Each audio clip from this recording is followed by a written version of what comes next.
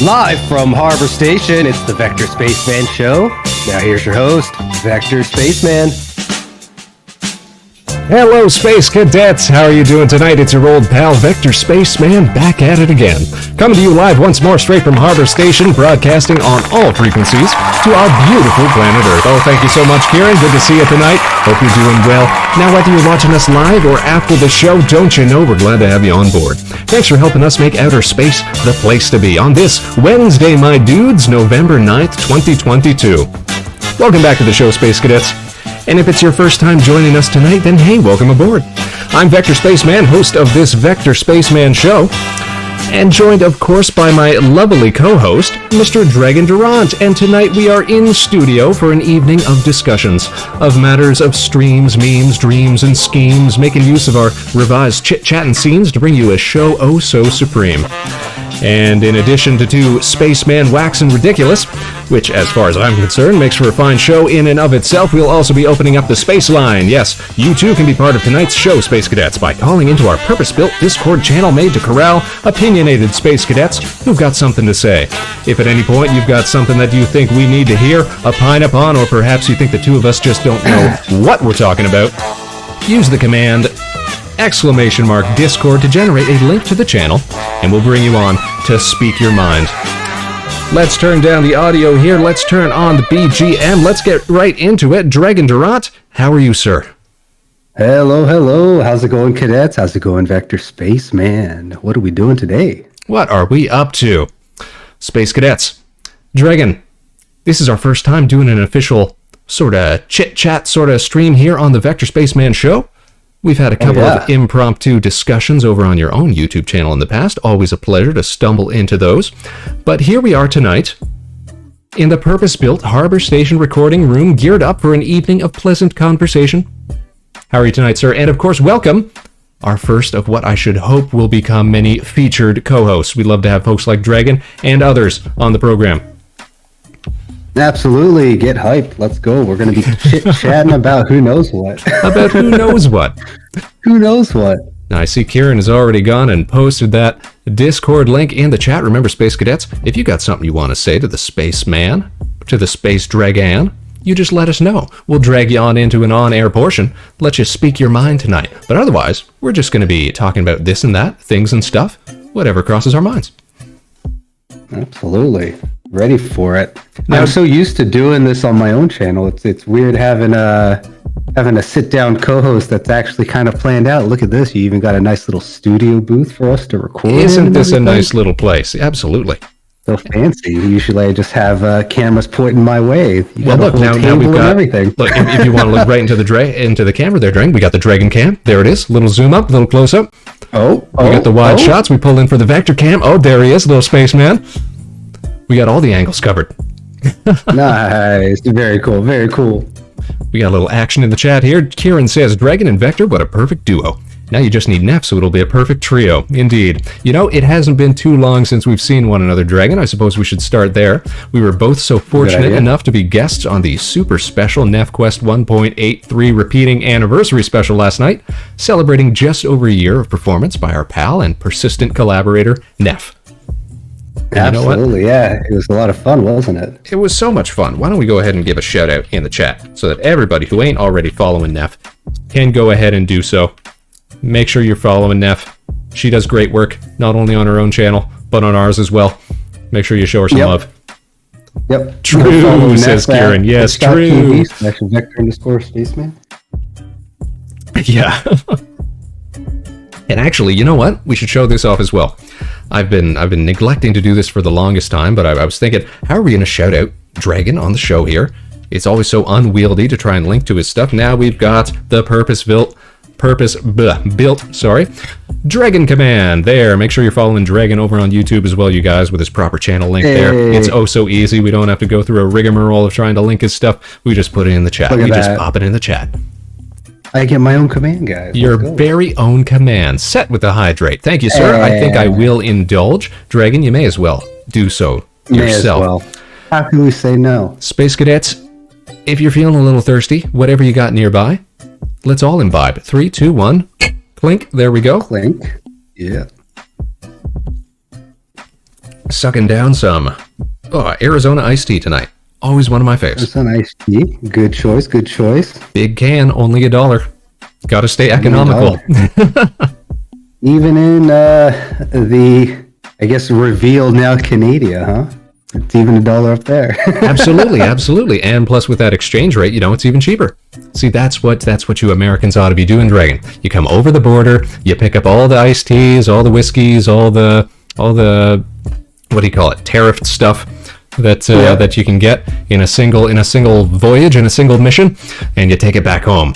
What a savings. You got to get out there and save some money, as they say.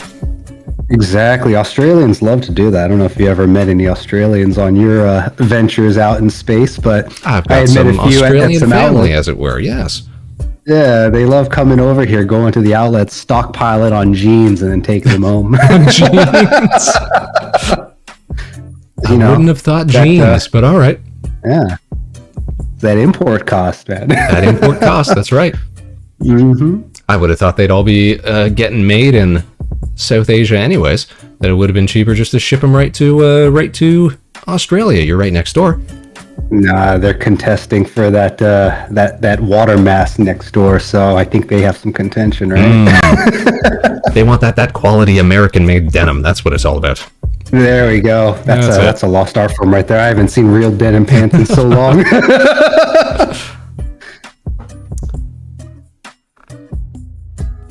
Now, I wanted to touch on Neff's show last night, since we had just brought it up a second ago. Yep. What a great job she did. Lots of new channel assets to show off. And best part about it all, it seems like Neff is still enjoying streaming. We may yet see her sticking around for some time, which is, of course, excellent for all of us. Yeah. We get to do more collabs and big projects in the future. Yes, it is a big win for us. That's the best way to describe it.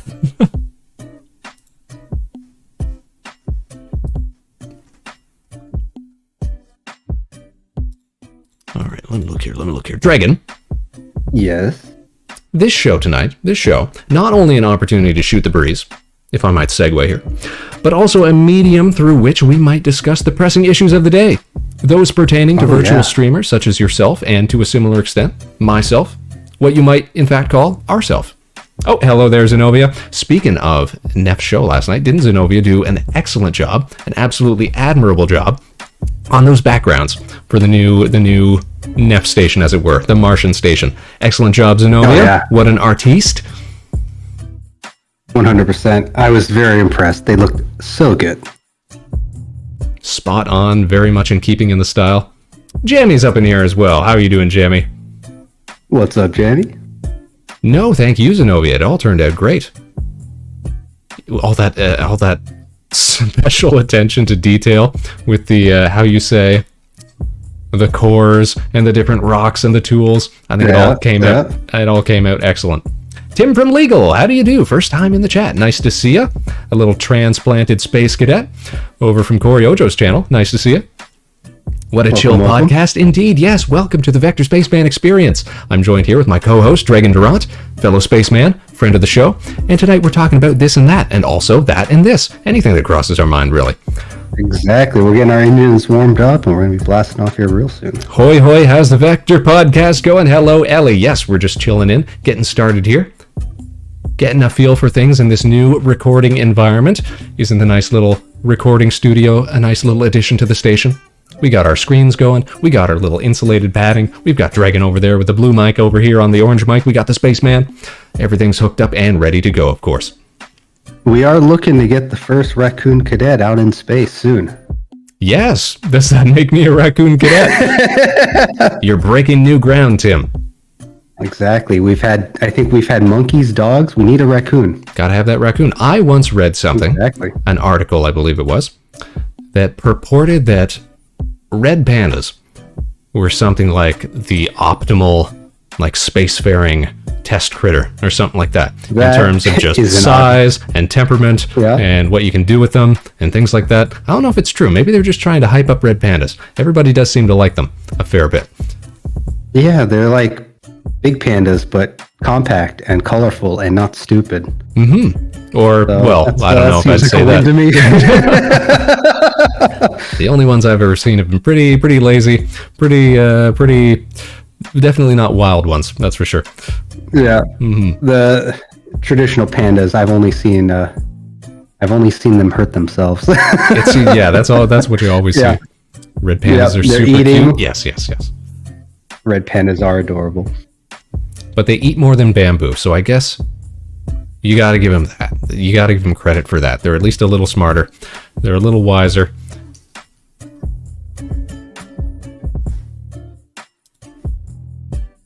So as we're getting people filtering in here, Vector, why don't we tell everyone the special call-in Discord that you've made here? I would love to do that, to talk about that again, as we're getting more and more people joining the show.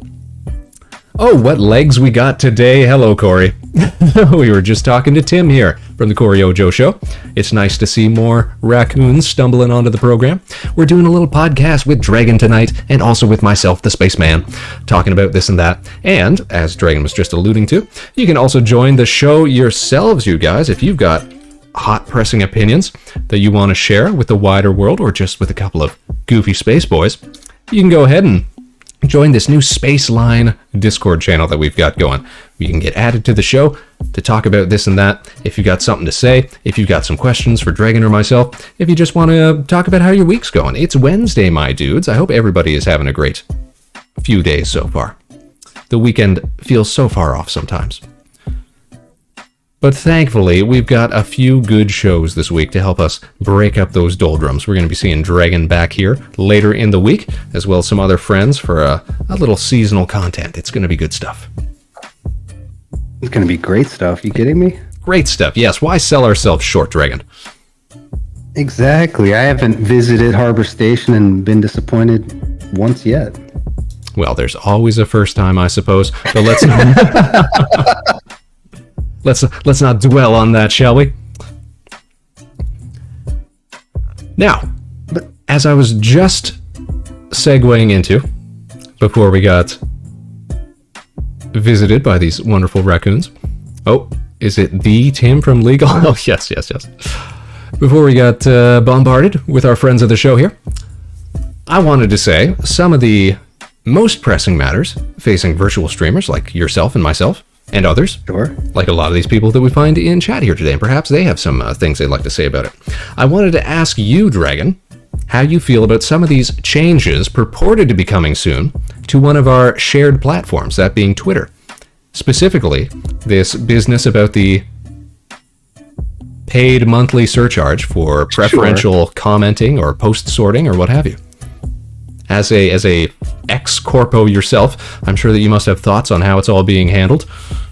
Yeah, I don't really talk about how business operates because, frankly, I guess we'll get into it. But well, so Twitter, right, obviously is now under management of Elon Co. And yeah, with that, I guess there was an interview where he made a big announcement talking about the $8 for the blue check mark, which is going to help, I guess, fund the direction of the platform, or however they're spinning it. And then we're also going to see with that comes some prioritization so that the paid users allegedly are going to get some form of either priority or improved, I guess, visibility compared to the non-paid users, which I would argue that already happened. We just weren't told about it to what extent. So yeah, ultimately I don't know, everyone's making a big hubbub over it online, and I see the YouTube videos where people are talking about it, but I really don't think it's going to change the user's experience that much. Because ultimately, the Twitter algorithm is going to still collectively show you the people that you're following and interfacing with, right? Like, it still has an algorithm that will filter virtually the same stuff that you currently see. The only difference is the addition of it might highlight some members that are now paying via, quote unquote, supporting Twitter. Mm-hmm. So Yeah, in terms of changing the overall experience, I think you're probably right that a lot of, as you say, hubbub has been made. Sorry about that. Wrong button. I was going to ask what on earth that was. That was me hitting the wrong button as I was about to make a noise. Okay. But I think it's been hard to recall a case of another wealthy public figure in lead of one of these tech companies receiving as much sort of public ridicule as our commenters are saying Mr. Musk has recently. In terms of selling the idea of this change in format, in operation, really hasn't done a great job from what I've seen. But more interestingly, I have been really struck with the range that people have been posting about alternative platforms. Hadn't realized, really been conscious up until now, of just how unique Twitter is in its experience. Because you compare it to things like Tumblr, if you've ever used that, or Facebook, or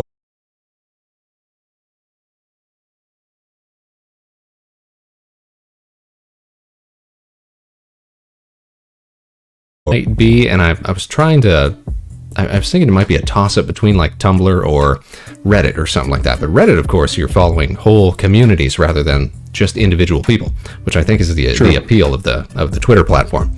And surprisingly, there's not that many social media, platforms that do the same sort of thing quite as smoothly as this one does. And so to see it, I guess, risk losing a user base, the question is, I suppose, how necessary is Twitter when it comes to generating a following for virtual streamers such as you and myself and some of our contemporaries? Yeah, that's I agree that Twitter is super unique in, I guess, the execution of the type of platform that it is, that other platforms have dipped their toes into but have expanded in different directions, or they've expanded in like a wider net, whereas Twitter is interesting because it has effectively just remained a open conversation platform, which others, like you mentioned, Facebook, they kind of do it through connections and they do it through groups that you can join. Reddit, you join subreddit via communities, right?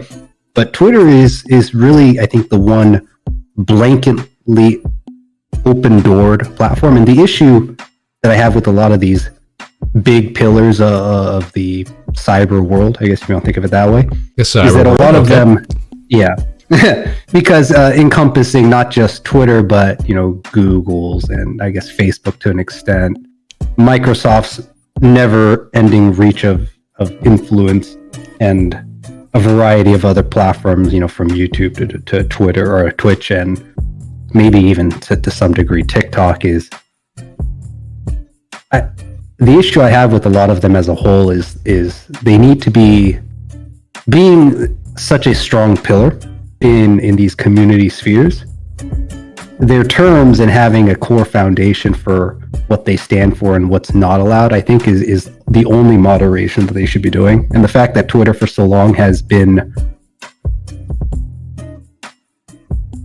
choosing which members are appropriate when they're not really breaking the rules is something that I wasn't a fan of. So now that the algorithm is being kind of shifted, people are being unbanned, other people in particular, allegedly, right, bots in particular are being targeted real hard right now, I think is overall a good direction for Twitter.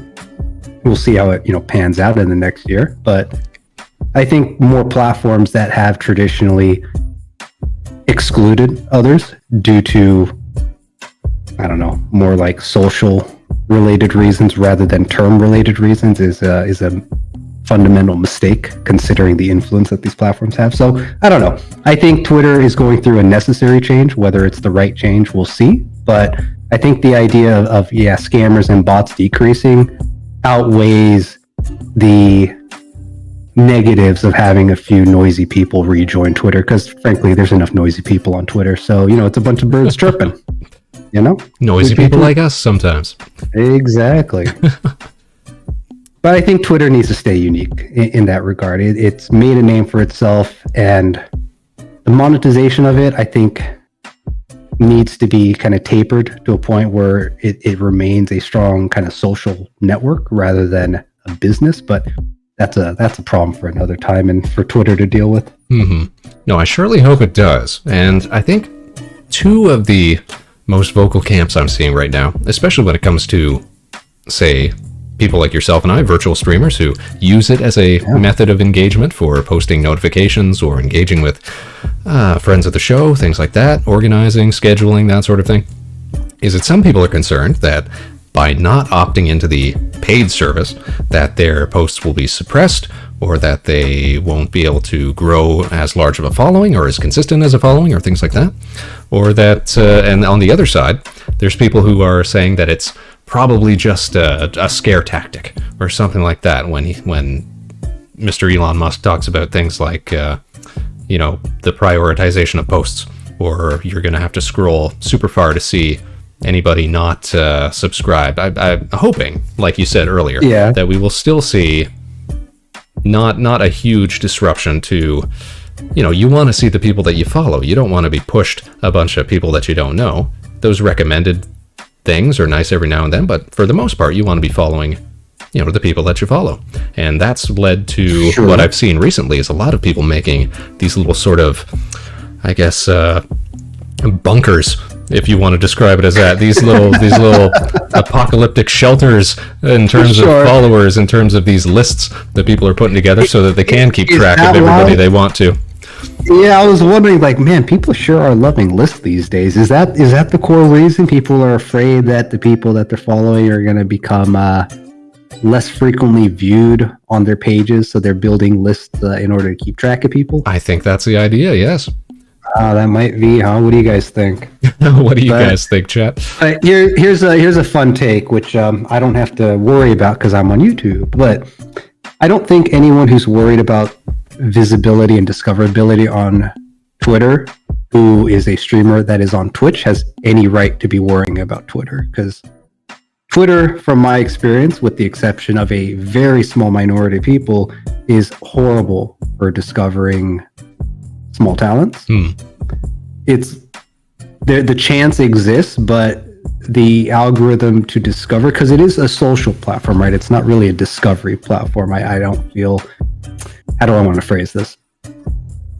There's only so many people that you can discover before the algorithm starts feeding you fewer and fewer new people to discover, unless you go out of your way to find those individuals, right? Expanding your reach does expand the chance of finding someone new, but from what I've seen, Twitter has a habit of creating circles based on the type of activity you perform, how you're engaging with other people on the platform. So if you're noticing a pattern that, hey, you look at a bunch of interesting imagery, you're going to see a pattern of that type of imagery become more frequent. If you find yourself frequently interacting with a particular set of individuals via, likes and retweets and whatnot, you're likely to see more of those posts show up on your feed. It's just the way the platform works.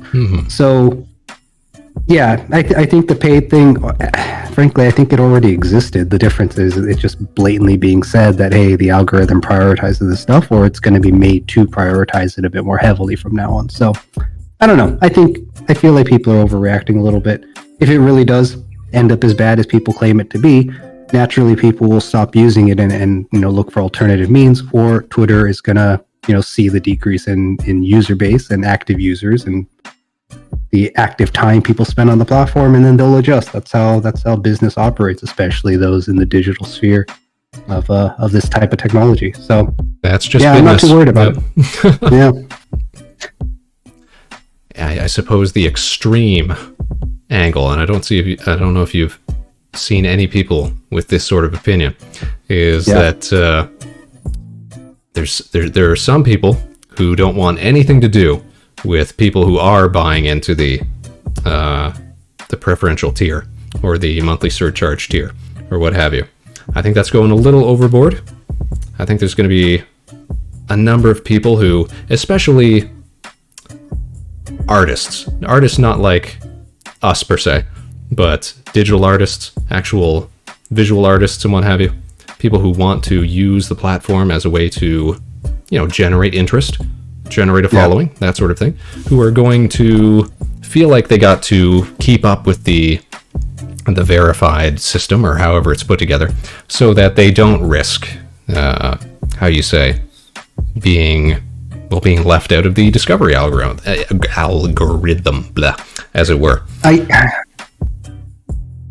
I think the hard truth is that if a person wants to get discovered, there is a large laundry list of ways to improve that, and relying on Twitter for that sole reason of using the platform is short-sighted.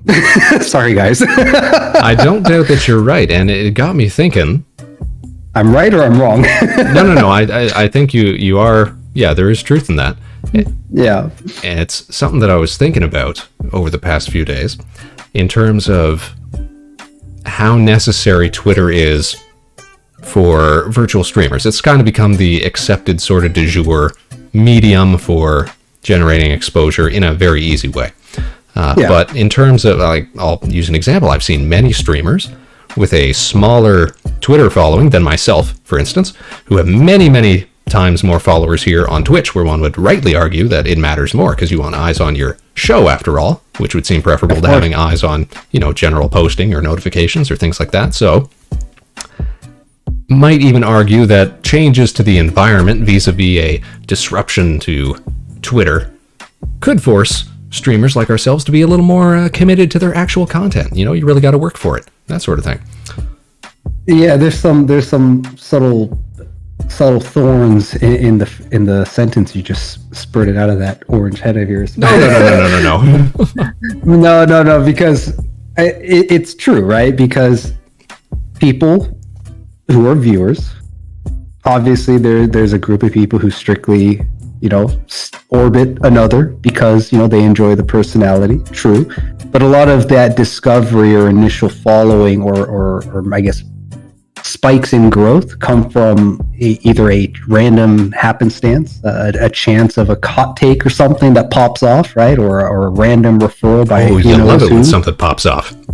Exactly. But otherwise, the thing that really, I think, sends a sign that, hey, this person is worth following is, what they're doing, right? And there are, I've talked about this on my own channel for a few sessions now, where I do think that gaming solo content is super low-hanging fruit. Games suck. If I've said it once, I've said it 1,000 times. Games suck. It's the worst.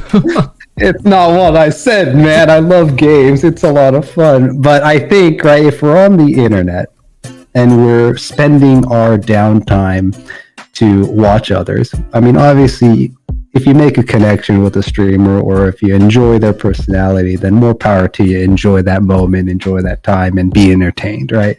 But I think most people are online looking to be amused, entertained, find something funny, find something weird, creepy, scary, see people losing their minds or enjoying intellectual conversations or learning about themselves or about their or learning about others.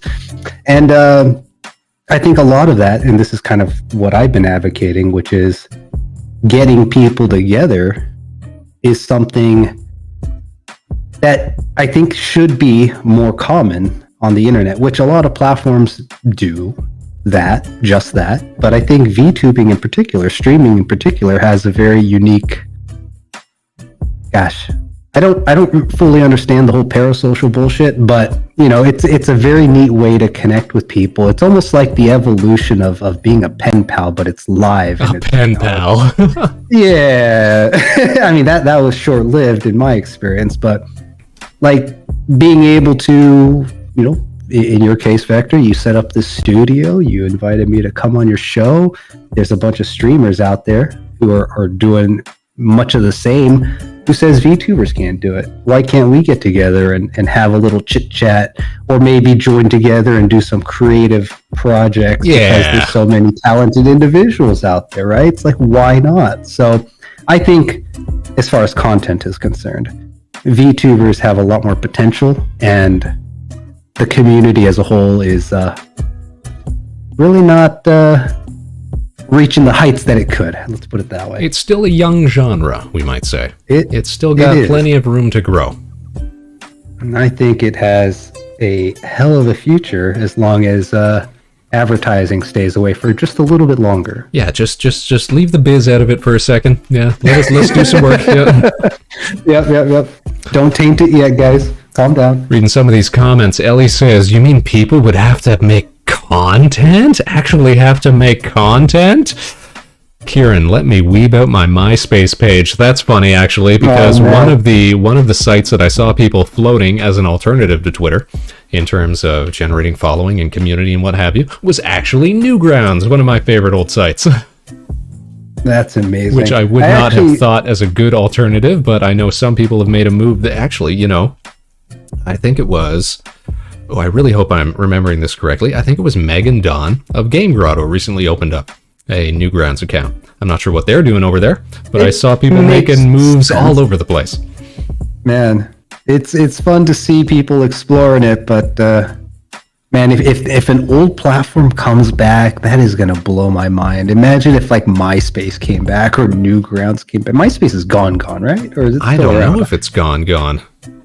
Yeah, I'm not sure either, but I know Newgrounds is still out there. And if I see Newgrounds make a No Man's Sky comeback or some crap, that's going to be incredible.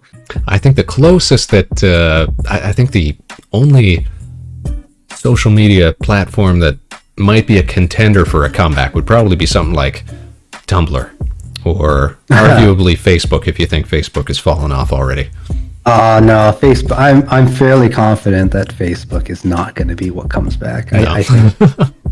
I think enough people have noped out of Facebook. I think the older generation that is stuck on Facebook is starting to get tired of it or dying off. And then I think the younger audience is definitely not going to Facebook. So yeah, I don't see a long future for Facebook. I think personally, I only still use it for group messages that have been around for years. So we've just never moved to and so I suppose in that sense it's not even Facebook that I use, it's just the messenger service. Yeah, I know people who do that, independent thing. Yeah. Yep. But people use that because there was a period where, or at least a point in time where people had connected with everyone that they knew and discovered old friends that had parted ways after various milestones in a person's life, and then that's like the only place they know where to connect, so people just use it to chat from time to time, I suppose. Ellie says if people go back to Tumblr, I can hold up the welcome back cheater sign because I never left. Tumblr, yeah. Were you ever on that site, Dragon? I was not. No, I'm actually maybe I've voiced this before. I'm actually very new to social media, just in general, which is ironic. Yeah, which is ironic because I came from the cybersecurity space for many years, and you'd think that I'd be connected everywhere, but no. I think the more you know about the internet, the less you actually want to be on the internet. But True. The problem is, if you want to engage in the creative space, then you kind of have to. Otherwise, no one. Going back a little bit to that Twitter conversation we were having earlier and the discoverability, I know a couple of YouTubers that stream, and they don't use Twitter much at all. They actually use YouTube, TikTok, and Reddit, and that is their social circle. So, yeah, Twitter, we'll see what happens with it. But all these platforms, we'll see. It's talk is cheap, and if people start moving, then I'll start paying attention. DeviantArt, guys, that's where we're going. Back to the beginning. Back to the beginning. Or perhaps we work on a different place altogether. We'll see. There you go. We'll see. Pog DeviantArt. I was actually surprised. I actually had forgotten that I had a Vector Spaceman Tumblr page already made up, or I guess reserved would be the better word for it, in that we have an address over on that site from before we even got started. with this streaming dealio. I thought, well, maybe we'll use that. And then we never got around to it, but it's still kicking there. So who knows? Maybe you'll see us over there some days. Did you ever have a place that you uploaded your little sketches? I'm sure you must have sketched once upon a time, considering how much you have created sketches in a the short sense time of online. artwork, or sketches in the sense of animation? Either, both, I suppose. Well, yeah, I did use Newgrounds back in the day on different accounts, and generally the kind of artwork that I would do, I would just post it to different communities. So it wasn't really a central thing. Like, I never had a DeviantArt account, which was the big one back in the day. I always, and this is how out of touch I am at this point, I did not realize how different the webcomic scene is nowadays until very recently. Back when I was, well, I'll tell you, back in my day when I wanted to start making webcomics of my own, because I thought that was a really cool thing to do, because I was a big fan of series like Penny Arcade and VG Cats and Control-Alt-Delete and all those video game theme ones, player versus player, this and that, yeah. Mac Hall, all the good ones. Everybody had their own, website. That was the website for that comic, and if you wanted to read the comic, you went to that website. Nowadays, apparently, it has become so centralized, people are using this platform called Webtoons, that the term webcomic itself has sort of fallen out of favor. That the term webtoon has almost become synonymous with what I would consider a webcomic back in the day.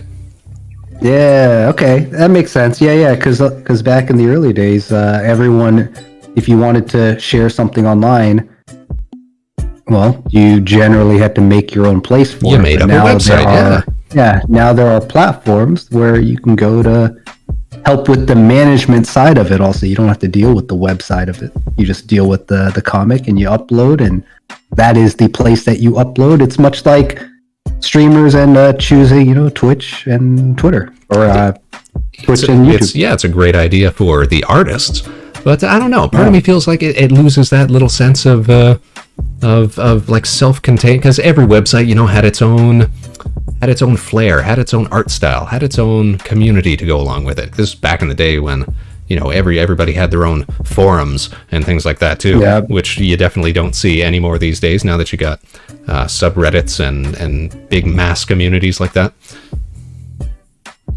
I do miss those days of the internet, because that was an earlier way of thinking about it, which again, you get on the internet and it was you, and it was just you. Yeah, it was the age of GeoCities and MySpace, right? Mm-hmm. The YouTube instead of what it is today. It was a different ecosystem back then, Spaceman. MapQuest. that was a budding age of the internet and the independents that surfed the web. The Wild West days, as it were. Yeah, that's exactly right. Oh, what we've lost. Corey says, felt like we had more of a community. Yeah, it kind of does feel like that sometimes.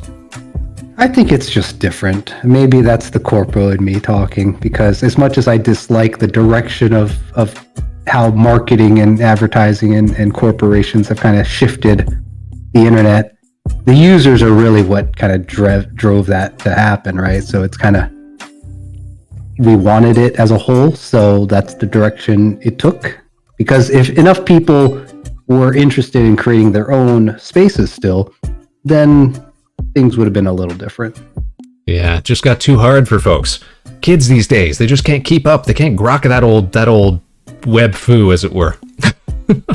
I think it's different too, because I know when I was much younger, I don't know, like going to the internet, that was the way. If you wanted to be seen, you had to, put your hand to the cement and mold your print on the web. But make sure you ask for parental permission before going online. Yeah. Everyone was born on January 1st. What do you mean? But yeah, I don't know what caused that shift. This was potentially going to be a 2-hour conversation diving into that. So I don't know if you want to keep going down this road, but yeah, I don't know. The internet has definitely taken a change or a turn, but I think that's because the business world came into play. I think that's all it was. That business. People like you, Dregn. People like you. Like ruin it for the rest of us with your corporate sensibilities, trying to squeeze money out of everything. Jeez Louise. I mean, don't even get me started on that conversation, man. If business is operated for the goal of good rather than the goal of growth, then man, how things would be different now. Corey's saying, kind of on a similar note, I don't know if you guys heard, but I guess the US is deciding on whether or not to keep TikTok. So a lot of people are moving to YouTube Shorts as a form of short-form media, because TikTok might go bye-bye. Yes, that's right. I've read about that as well. Because, of course, people have had, I guess, anxieties surrounding TikTok and the amount of information that gets shared with other countries, or one specific country, I should say, and what ends up happening to that data, and should it be, a platform that's allowed in the U.S. and other territories, when, in a very similar vein, other countries are, pretty regularly block U.S. developed apps from being used within their own borders.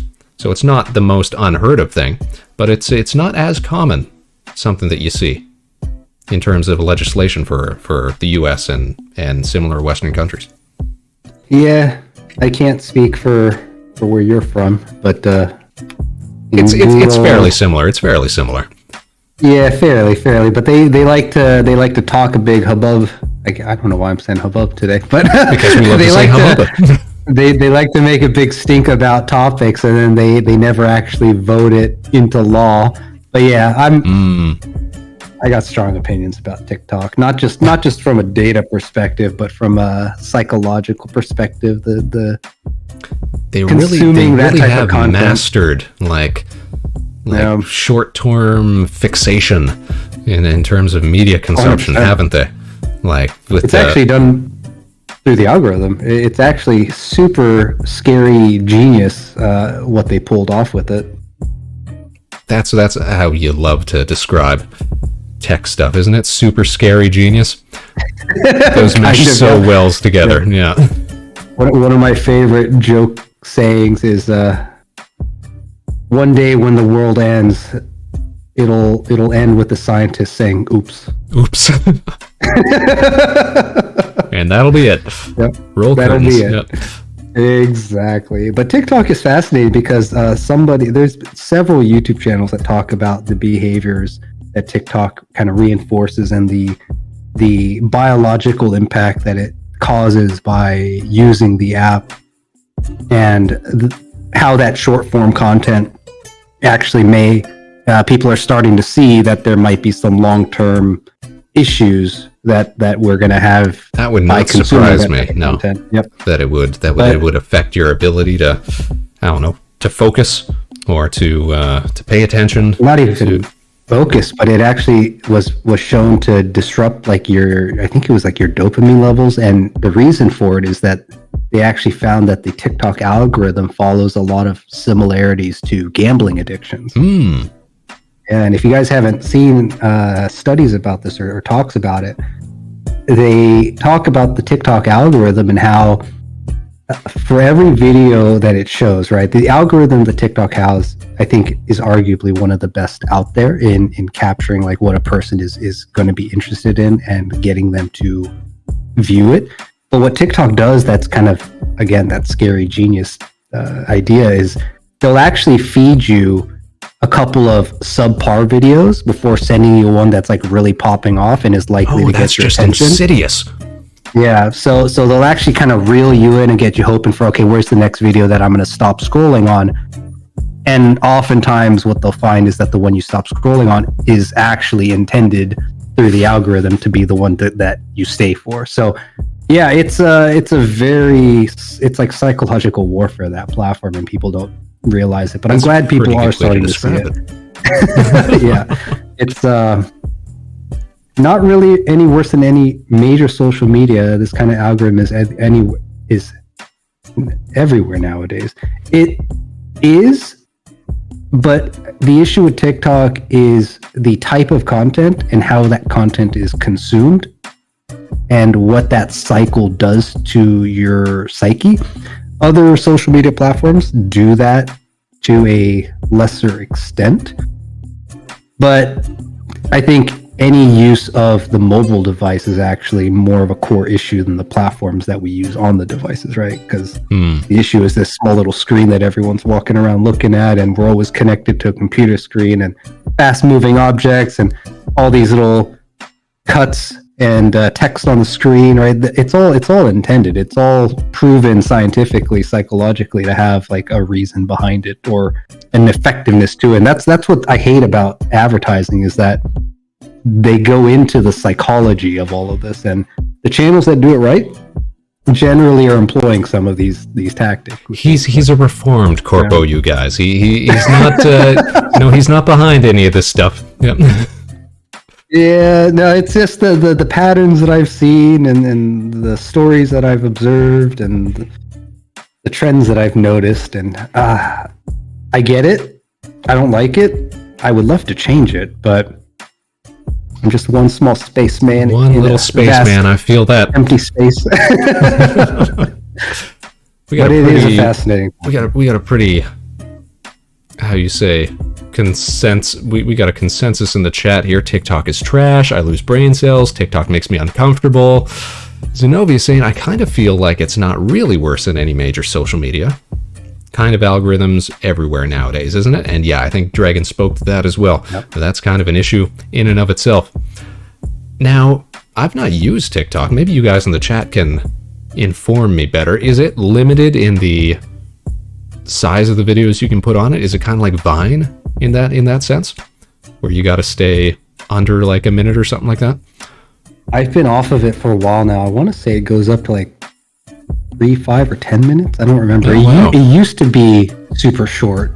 It used to be, I want to say, less than a minute originally, or maybe even less than that, like super short. But still fairly after short. It gained popularity, yeah, they increased the time. But man, I used TikTok for about a month and a half.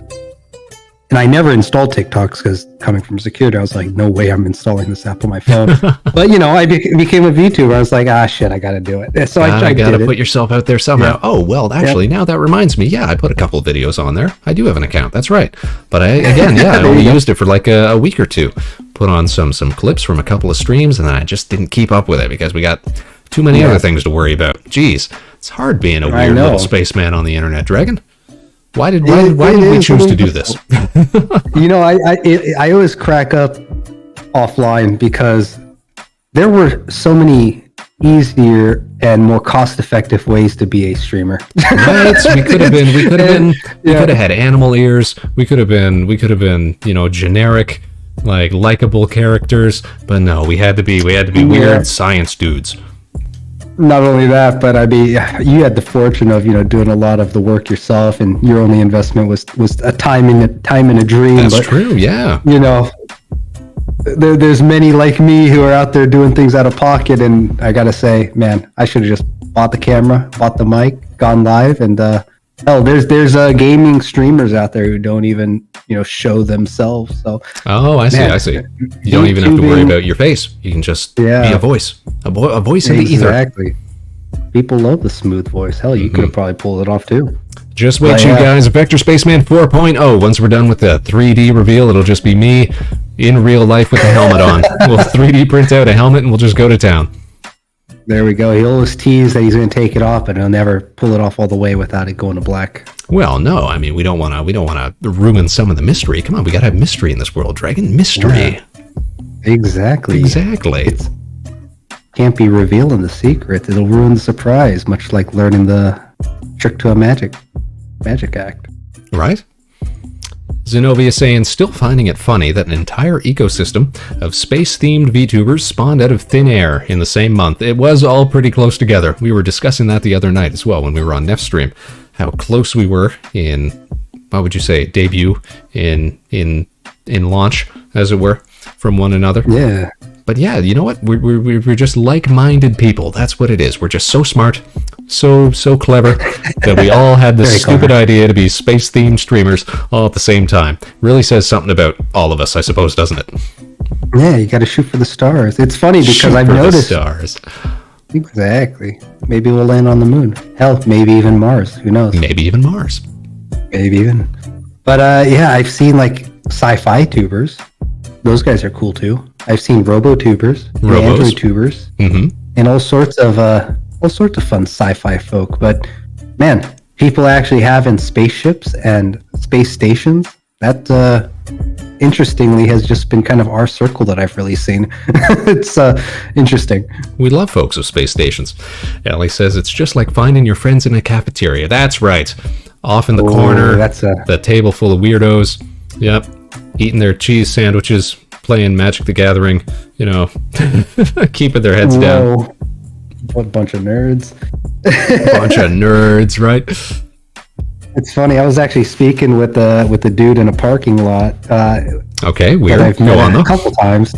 Well, listen, I like going out during the day. All right. Do your story. I'm not against chatting with a stranger, but the I don't know why, but Comic-Con had come up as a talking point, and the dude didn't strike me as someone who was into that kind of stuff. But man, he was talking about how cool it is that people would dress up, and he's never been, but he wants to go. But yeah, for anyone out there who's never been to Comic-Con down in San Diego, California, you don't even need tickets. You just need to be in the city, and there is enough going on that you get the full experience. The only reason to go inside is if you want to buy stuff.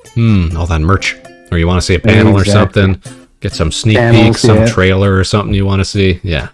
But then you just watch it online anyways, like a minute later, so it's fine. Exactly. Hell, half the times they're live streaming the dang thing now, right? So,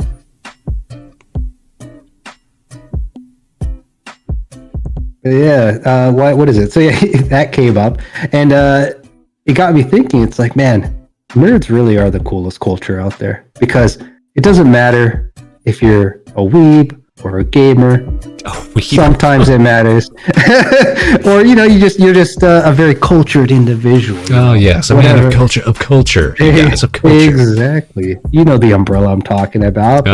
We're all hanging out under this umbrella, and under this umbrella, Ella. Yeah. But everyone else out there is too busy fighting each other because it's red team versus blue team or whatever the deal. It's like, another classic series. We got games to play. We got shows to watch. We got feelings that be had and whatnot. Dragon's got feelings. No, I definitely don't. Once upon a time, weeb affection, right?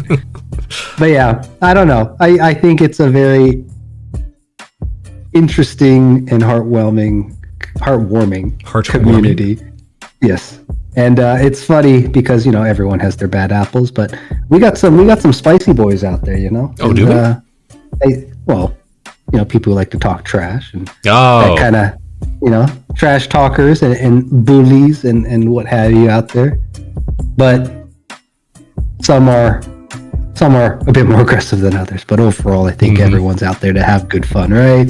Right. Boy, I can't wait to see who's going to be the first space-themed streamer to go off the rails and get canceled, you guys. Looking forward to it. Maybe we should all speed run it, see who can get there first. Oh, that sounds like a challenge. Oh, speaking of which, here comes Neff. Nice to see you in the chat, Neff. Hope you're having yourself a great night. I win for sure. Man. Neff, how long did it take you to recover from your self-inflicted cringe fest? Did you have a good night last night after your big special show, Neff? Remember, everybody, that Neff was just celebrating 1.0833 repeating years of streaming, and it was a great little show, and Dregn and I got to be part of it, and we were so happy to be there, and she said nice things, which was weird, but you know what? It was a great time overall. Such great things. Yeah, can we get some trues in the chat? Can we get some trues in the chat, you guys? Trues for Neff, everybody now. Everybody, true. There we go. Oh man, live reactions was great. I'm glad you enjoyed it. I haven't even watched it yet, but yeah, that was fun doing. I'm glad we did that. Yeah. Now, Dregn. Yes. Vector. Winter is almost upon us. If we might pivot into a new topic of discussion here. It's time for another season of themed content for many creators. Oh boy, you can always tell when people start taking extended breaks that they've usually got stuff in the works. We're going to have a lot of cool stuff coming up over the next month or two, that's for sure. Now, your tabletop game just went on pause for a little while as well, didn't it? It did. I had teased the idea to my members, but the Sunday Horizon Exploration campaign, which is it's a D&D campaign flavored for sci-fi that I run with 5 good buddies of mine. But yeah, we decided to take a break. You know, holiday seasons are coming up. It's just going to get harder to do scheduling. And yeah, I figure rather than, you know, playing it by ear for, you know, making sure that the people who are, you know, part of that group can go out and enjoy the holidays with friends and family, and we don't have to stress about being around on a Sunday night when other plans might be around the corner. Yeah, we were running into some scheduling conflicts leading into November anyways, so I just made the call. It's like, you know what? We talked about it. Let's take that break. I got some other things to focus on anyways, and we got the holidays. So yes, we sure did take a break, but in the meantime, then yeah, we got plenty of other things behind closed doors that we can be doing. Exciting stuff. Leading Very cool. to the next year. Yeah. Well, when will we see you back on that? Because I was thinking, did you, like, how long has that been going on? I can hardly think of a week that you guys missed doing your Horizon Explorations game. There were a couple where we took a break, but it is something that we started back in, I want to say it was February 20 of this year, so 20 of 22. And yeah, I think we've done at least 3 episodes a month on average. So it's been a good run. Nice. We actually got to a nice little hold where the party landed on the planet. Everyone got used to kind of these new sci-fi reflavored rules. They met a group, went around with them for a little while, eventually, you know, departed and went to the first major city, which was a night and day difference. So that was fun seeing their reactions to that. Did a few side jobs in Night City. City. But then, yeah, we actually decided to take the break just as they were planning to depart to the next, I guess, major point of interest. So a little cliffhanger, as it were. Yeah, exactly. And we're going to pick that back up in January. So, yeah. Why you bringing up that show? I was just talking about, you know, the different things that people are doing. I was thinking, I had a question that I wanted to ask you, not necessarily just in terms of, you know, the winter themed things that'll be coming up in the near future, but also looking forward into the general future, 2023, and perhaps beyond even. What would you say, Dragon, is your current, let's say, dream project within the virtual streaming scene? What's one project that you'd like to participate in or produce that would have you saying, well, you know, that's it, I've peaked, time to wrap this up, or at least serve as like a milestone, perhaps, towards even more ambitious ideas? Well, I'd love to give you a short answer, but none of my answers are ever truly quite as short as I make them out to be. So, gosh, that's a loaded question, Vector. I don't know if it's a loaded question. I think it's a big question, perhaps. It is a big question. So, it's funny, I was thinking about this, I think yesterday, about, man, trying to get ideas on paper sure is a lot easier you do love paper than done. But part of the reason I struggle with it is because my ideas compound. And what I mean by that is I don't, man, the way, this is going to get into maybe a little bit of the way I look at things. And I don't know when this started or what the deal is, but I'll consider the path that a decision would cause me to take and the likelihood of, you know, a few variations of that path, and then I'll do that over and over and over until I hit a particular like milestone, and I'll generally plan it like 3 milestones ahead. So yeah, I have a hard time planning like things short notice, which is funny because I grew up with a family that would just like spontaneously be like, hey, tomorrow we're gonna go camping for 3 days, bye. Oh geez. and we would just all go in like a nights of preparing. But yeah, as I grew older, I started, you know, getting very meticulous with like planning things out, as especially once I started working. You know, it was probably work that messed me up. That's probably what it was. But that learned behavior from the corporate sphere. I know it's what it is. It's not even learned. I think it's programmed into you. Oh, even worse. Like feel the grind, become the grind. You are the wheel that makes it turn. I don't know, but yeah, big dream is to reshape the streaming world. And wow, listen to this guy.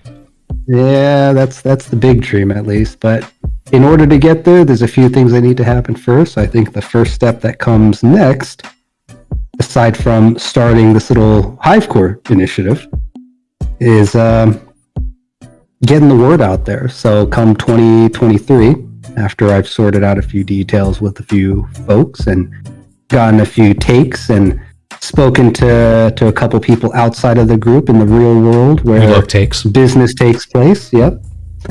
If it feels good, then we're gonna try to start with a small pebble across the lake, and hopefully it starts snowballing into something that we can grow and do it for a right reason, for a right cause, and with 10, 20, 30 years down the line in mind. So yeah, my head goes that far, but I know that was a very vague surface answer.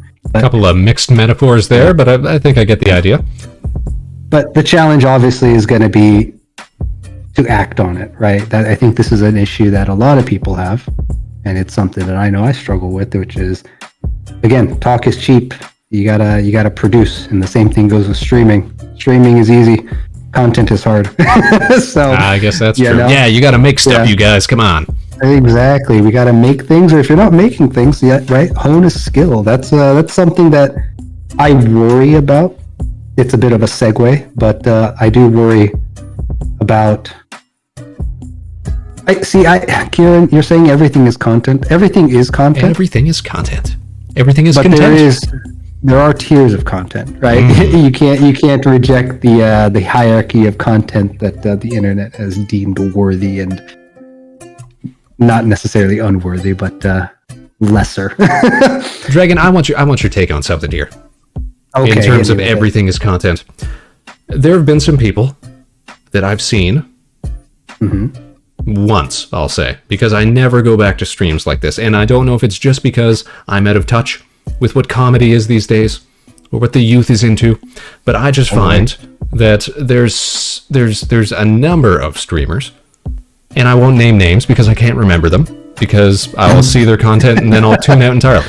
But to me, screaming is not content. In terms of, I've seen a bunch of streams where I guess it almost feels like a forced sense of chaotic energy that as soon as the slightest thing starts to go amiss, that they'll just lean into, I guess, this sense of catastrophe, and then everything breaks loose. It seems like it generates a lot of reaction out of their chats that they're engaged with.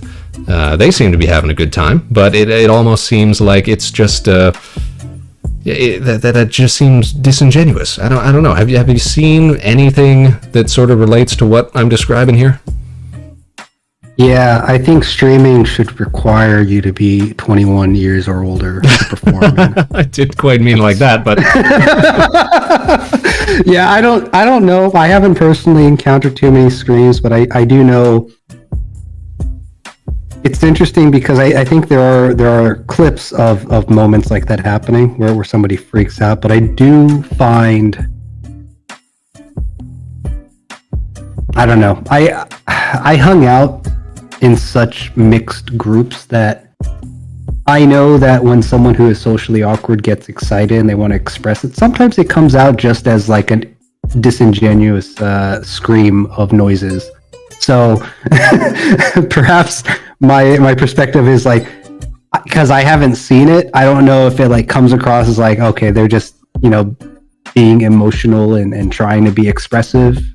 Whether it comes seems off like genuine Ellie or might not. know what I'm talking about, but something you just said kind of puts an idea in my head where you say that you see clips or compilations or stuff where this sort of behavior gets I guess, well regarded and popularized and spread about. And so maybe it's a case of bandwagoning into sort of, emulating this behavior as a way to go, well, this is what streamers are. This is what streamers do.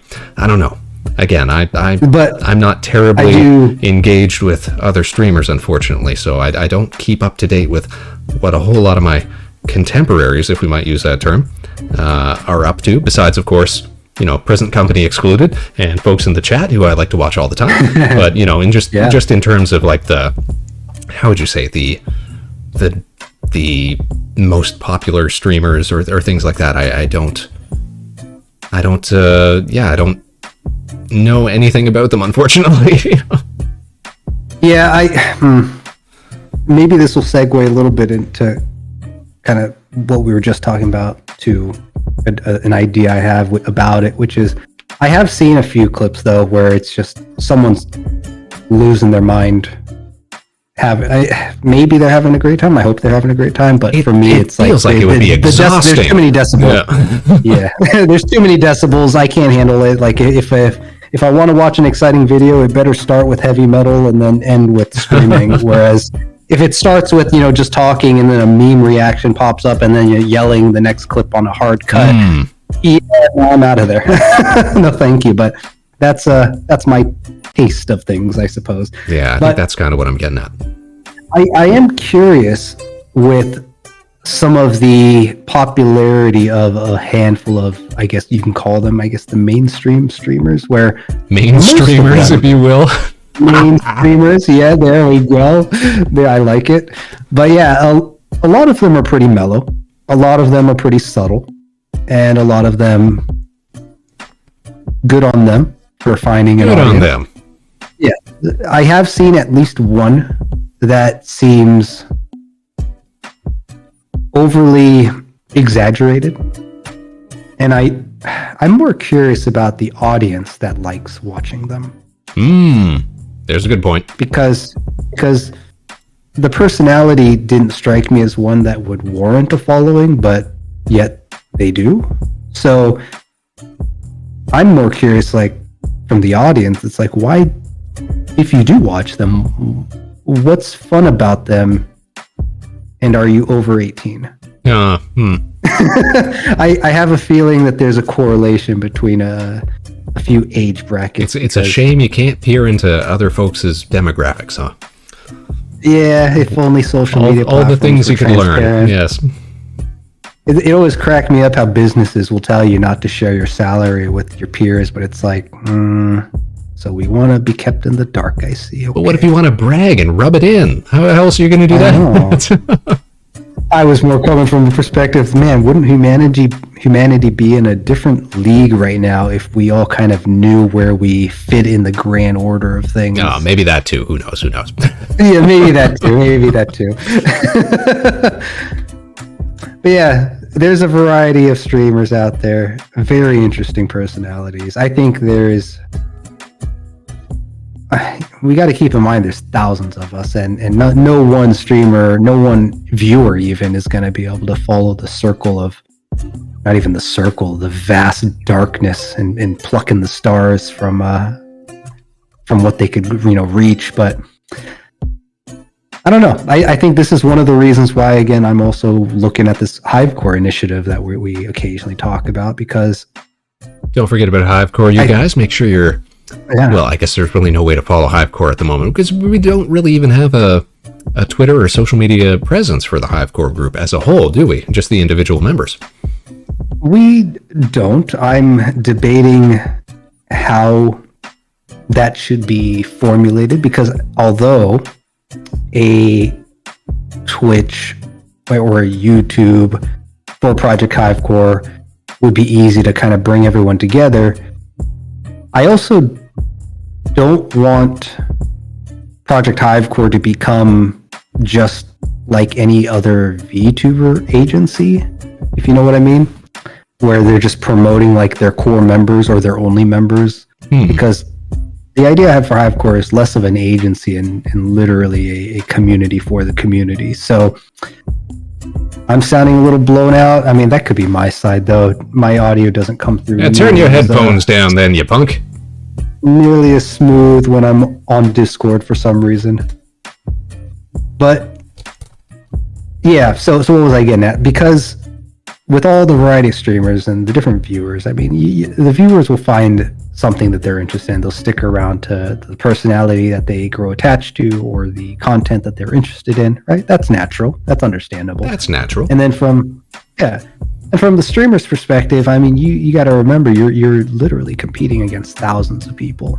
And thousands. Not to mention thousands, no joke, maybe even tens of thousands. If we start looking globally, not to mention, what is it, like a good, was it 40%? No, it's like 25% actually. I think 25% of YouTube traffic comes from the Western audience. So yeah, there's a massive audience globally, and you're competing globally. Even if your audience might filter into the the local language, it's a big world out there. The same struggles that we see in the business world with people trying to get jobs. It's all about experience, and when it comes to streamers, it boils down to the content or what you produce, and what you produce might be the entertainment you provide via yourself, right? So, yeah, I think now I'm gonna have to learn to make jokes in other languages. Oh, you totally should. That'd be hilarious. Just voice over yourself in Spanish and in French. My own dubbing. Terrible accents. Yep. When you're gonna join us on the Vector Spaceman experience, hands and feet inside the vehicle at all times, and then whatever gibberish they say after that. It's a globe-trotting ride. Yeah. That's right. But I think one thing I want to promote, at least as part of the message of Project Hivecore, is I think VTubers talk about grouping up and making friends, but making friends is something you do personally. And that's something on the internet that's something, it depends, I guess, what lab we're talking about. But making friends takes time, and until that time naturally presents itself, band together, make something cool. Vector, do you know about Game Jam? Have you ever heard of Game Jam? I don't know the concept of a Game Jam. Is there literally an organization called Game Jam?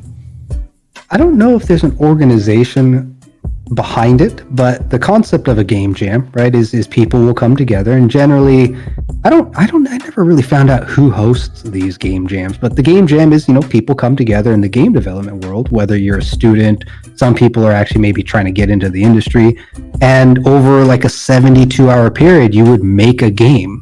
It was quite popular when I was in university. They've been doing that for a long time. Yeah. I actually partook in one, and my team actually managed to put a game out, which was very cool. And That was a very strong experience for me.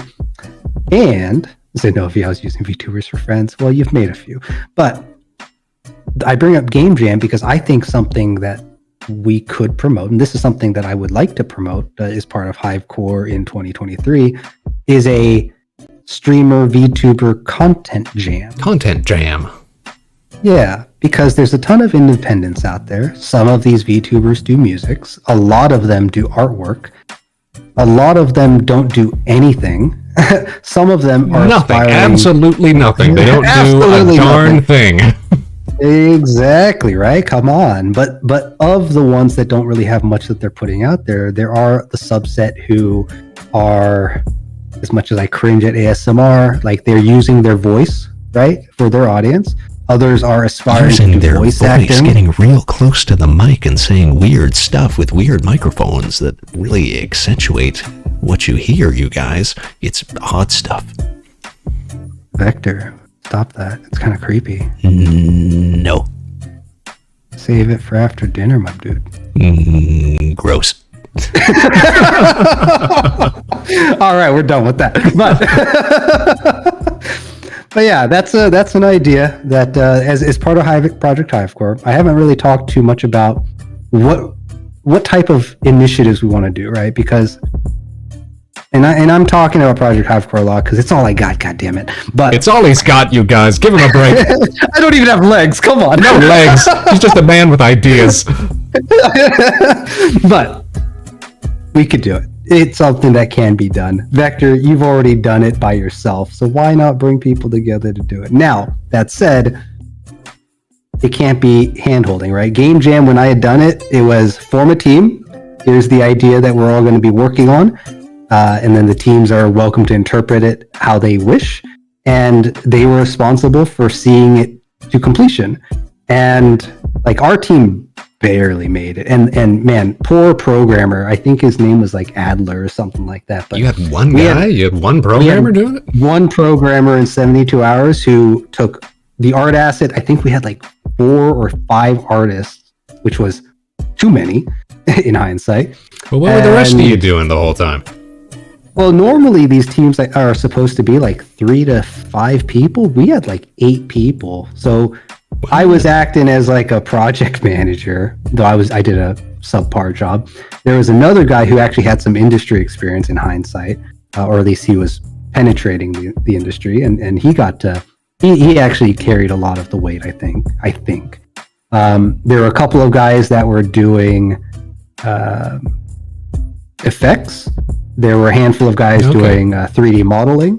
I think there was one guy. Yeah, you gotta have your artists. Yeah, most of them were 3D modelers, and then like one programmer. So all in all, yeah, it was like 2, 1, and then the rest were artists, modelers. So like our team was actually like twice the size of like the average team, funny enough. And I think we actually got like a slap on the wrist or something after. Overmanaged, bureaucratic, yeah, hardly get anything done, something like that. Missing deadlines. But it was a cool experience because, you know, it was like on the group to do it, and I was in a position where I got to kind of see everyone working on different things, and at the end play through what they had made, and it was cool. It was very cool, and I was humbled by how little I knew of the process at the time. So yeah, it was very cool, and I think, right, as kind of a community, I don't know, the VTubing community as a whole is I would argue more cutthroat than the business world, because so many people kind of get looked at like you would a homeless person walking down the street. A homeless person? Yes.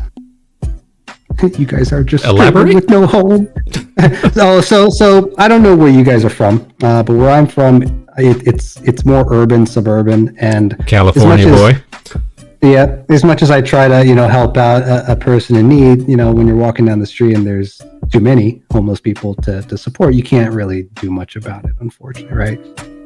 So there's too many VTubers, is what he's saying. You can't do anything about it. I'll twist my words, goddammit. But what I want to do with Project Hivecore is try to reach out and expand this organically as much as possible, where people are helping others. So rather than, you know, individual raindrops splashing in a pond and the ripples of their interaction are what, you know, causes it to mesh, I think it'd be much cooler if VTubers lent a hand out to one another and created a more of a chain link, impenetrable, you know, chess chainmail or something. For all these homeless streamers, is the idea? Man, rude, this guy. Calling us homeless. You know, if anyone's homeless, it's me. But no, it's the thought here, right, is there's a lot of small, talented people who... So small, so talented. So small, so talented. Is that why Vector's half the size of everyone else? Double the talent. Double the talent. There we go. The math checks out. But yeah, anyways, as part of the idea, right, much in the way that Vector, you have kind of gathered people to work on this project, and you've, by including others, you've elevated, I think, what you've done and found kind of motivation and pride in doing so. I think creating an environment where others could do the same, or if they are looking to do the same, find a place where like-minded individuals can gather to do the same, would be worthwhile. And it's an interesting thought process, and you know what? It's something that I kind of touched on last night when we were on Neff's show, when I was saying near the end of the program how I hoped that doing that little not so special, as she put it, would, you know, sort of motivate her to do, you know, bigger stuff, cooler stuff, keep doing, you know, special broadcasts and anniversary shows and themed streams and things like that. keep trying new stuff, keep expanding. And I think that's something that can be said for everybody. We should all be trying to continually improve and what have you. That's just good sense, isn't it? Exactly. I mean, streamers, right, can do collaborations because, you want to enjoy the time with one another, maybe get to know them a little bit, see what kind of gamer they are, see if they can handle the trash talk. Mm-hmm. But outside of that, I do if find... you can't handle the trash, it's just not going to work out. Exactly. I mean, you're on the internet. You got to be able to handle some of what's out there, some of the unmentionables. But yeah, there's a lot of weird stuff out there, Space Cadets. There really is. Don't look into it. But what was I saying? Well, I'll get together. Do things. I tell you, this notion that you're orbiting around, if we might use more space terms, that you're circling around here, it's something that we actually touched on briefly during the last impromptu collaborative stream that we did over on your channel. I think it was just about a week ago. Your little midday semi-podcast type program. And which was, getting streamers to produce, a little bit of content for a bigger show that can be, showcased almost like a game jam, but more like a content jam, if you will. And I think at the time I had said, that's something that I had also considered doing as a bigger special down the line. So I don't want to overhype the idea, but I think coming up this year, 2023, probably spring or summer or something like that, we'll try to do like a virtual streamer, how you say, like talent show type special broadcast where everybody puts together, a little piece, a little skit, a little thing of content. It could be short form, long form. It could be, I guess it could be anything really. It'll be an opportunity to really branch out and get everybody motivated to contribute and wrap it all around, I guess, tied together with my idea for this was to do almost like a Muppet Show type of format where we've got our hosts and we've got little skits in between the different segments where other people could contribute all their creations and just have a real fun time with it. And I think that's gonna probably be, after this upcoming Christmas special, my next big special. I think instead of holiday stuff, we're going to be branching out and trying some new things as well. It's going to be a fun year, you guys, definitely. And we're going to be dragging everybody along with us. Whether you like it or not, so buckle up. YouTubers are just Muppets to you, Vector. Yeah, you got to make them talk. You got to make them move around. You got to make them do the funny stuff. They got to wah. Yeah. Wah. Wow, about that. Get the arms flailing. Yep. So yeah, anyways, ideas and getting together to do things, and it's as much as I talk about it, we're hoping to again in the mid-November timeframe have something out for initially a closed group of individuals, and then come December start planning for what we're going to do into 2023, and then in 2023 we're going to try to kick off some we'll call it a call to action. We'll try something. A call to action. Interesting choice of words. Exactly. Yep. You know what it means. We all know what it means. Or at least if you don't know what it means, then you're too young still. Maybe we'll tell you when you're older.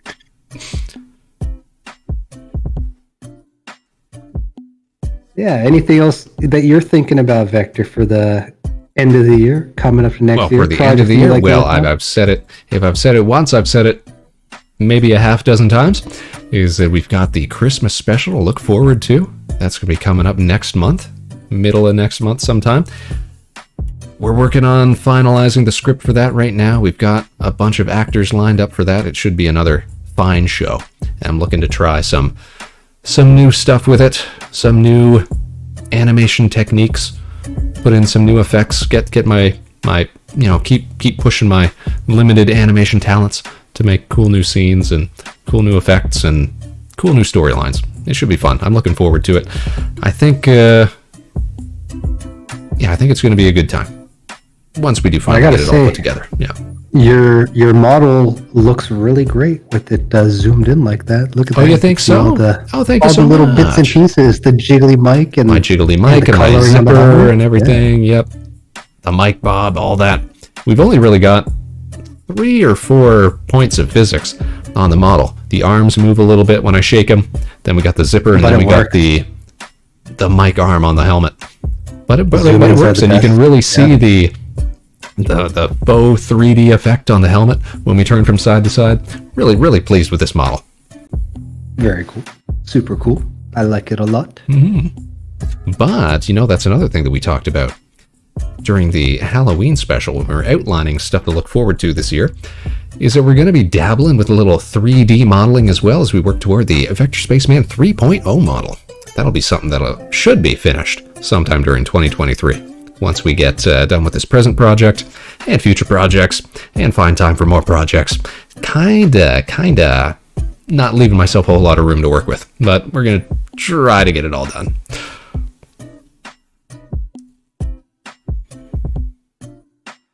Well, if anything, you've proven that you can, so I believe. We believe. The zoom-ins are the best. Oh, thank you, Kieran. Here's another gratuitous zoom-in for you. All right, while Vector is playing with his controls, I need to bio, so I will be your... Oh, gross. Okay, Dragon's off. He's going to look bizarre for a second. Oh, there he goes. Okay, ducking under the desk. That's a considerate guest. The ever-growing list of projects. Yes, indeed, Ellie. Cheering for the zoom-in. Oh, thank you, Kieran. Wha-bam! Shot over to the camera. And then you look back to the center like, bam!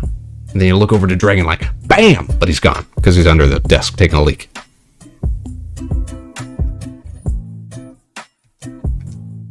Gross.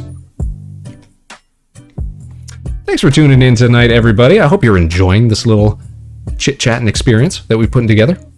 Really wanted to get some mileage out of this room. Spruced it up a little bit. Added some screens. Added some details. How's your day going, Vector? You know what? I'm doing all right today, Kieran. Kind of a lazy Wednesday. As most Wednesdays tend to be. Thankfully, not going to have a whole lot of work on Friday. It's a holiday for some folks. Remembrance Day / Memorial Day / Armistice Day / whatever else it gets called all over the place. And we're going to be having Dragon back on Friday as we check out the recent winter update to Halo Infinite. We're going to be playing that with Rig and with Soul and with Dragon, and it should be a fun time. They've added some new stuff to it that I can't wait to try out, take a little break, do some fun stuff. Oh, look who's back. Look who's back again. I've returned. What does that actually look like? I didn't even see. Oh, I'm just creeping over my table. Very nice. Tempted when to I get join off the chair, I drop down. Yeah, he just slinks. Yep. On it. Tempted to join the call, but I'm half thinking you'd like more uncommon guests. We haven't actually had a single guest tonight, Zenobia. If you'd like to get involved with the discussion, do let me know. Yeah. Just jump in that room and we'll go through the process of getting you added here. We haven't even been able to try it out, but I'm eager to see if this whole setup works. So if you want to come on and say a few things, or say something to Dragon, you let us know. Question no problem with that. For the Vector Spaceman experience, now's your time to shine. Now's your time, yes. We've hit a bit of a lull. Ask Vector what he thinks about a particular movie that he probably hasn't seen. Oh, no, that's not true. No, I've seen so many films. It's probably my favorite form of media has always been film. Very cool. So I've seen all sorts of stuff. Old stuff, new stuff. I mean, I'm sure there's going to be some stuff that slips through that I didn't see. Probably stuff like right around before I was born or something like that, generally. Okay. Okay. But stuff from, way before, or anything up through the 90s, through the 2000s, through the 2010s, through the 2020s now, technically. Yeah, I try to stay abreast of film. It's definitely my go-to form of media. Here's a question for you. You ever go to a film festival? I have never been to a film festival, as a matter of fact. Oh. Even though, it would seem like something right up my alley. I generally don't go to a whole lot of events, unfortunately. I've never been to a live concert. I've never been to a film festival. I've never been to a Comic-Con type convention or what have you. No, big stuff like that. I just, I've always I've always been interested, but I just never really, committed to it. Sort of same thing with when it came to, doing online media like streaming and stuff like that. It's something I've always wanted to do, but it just took me a long time to finally commit to it. Interesting. Well, maybe Golden Sea Zenobia has actually popped into the waiting room. Maybe she'll have a question for us. But yeah, maybe at some point I'd like to hear, why did you not go to a certain theater or a play, but instead you decided to put yourself out on the internet? That's it seems like less of an exposing sort of thing, right? Yeah. Tell you what, we're going to test out this process, Space Cadets. We are going to drag Zenobia in here. Welcome, call-in user, Zenobia, no other. Not quite yet. Step 2 is to copy this, edit this. Oh, there's more steps? I thought it was... No. Usually we would be, still shooting the breeze as we've got some sort of conversation going on while I make these little changes behind the scenes, so that when we finally do reveal that we have a caller, I think technically Zenobia can still hear us at this point. Then how do we unmute Zenobia here? Here we go. And we say, all right, caller, you're on the Vector Spaceman show. We are listening. And look at that. We pop up the little on the line. And it's ready to go. Hello. And we can hear Zenobia. There we go. Hello, and hello to everyone watching the Vector Spaceman show. I think that's the way to say it. Yeah. Hello. I had a question now that you are on the topic, and thank you for having me in the line. I really wanted to test it.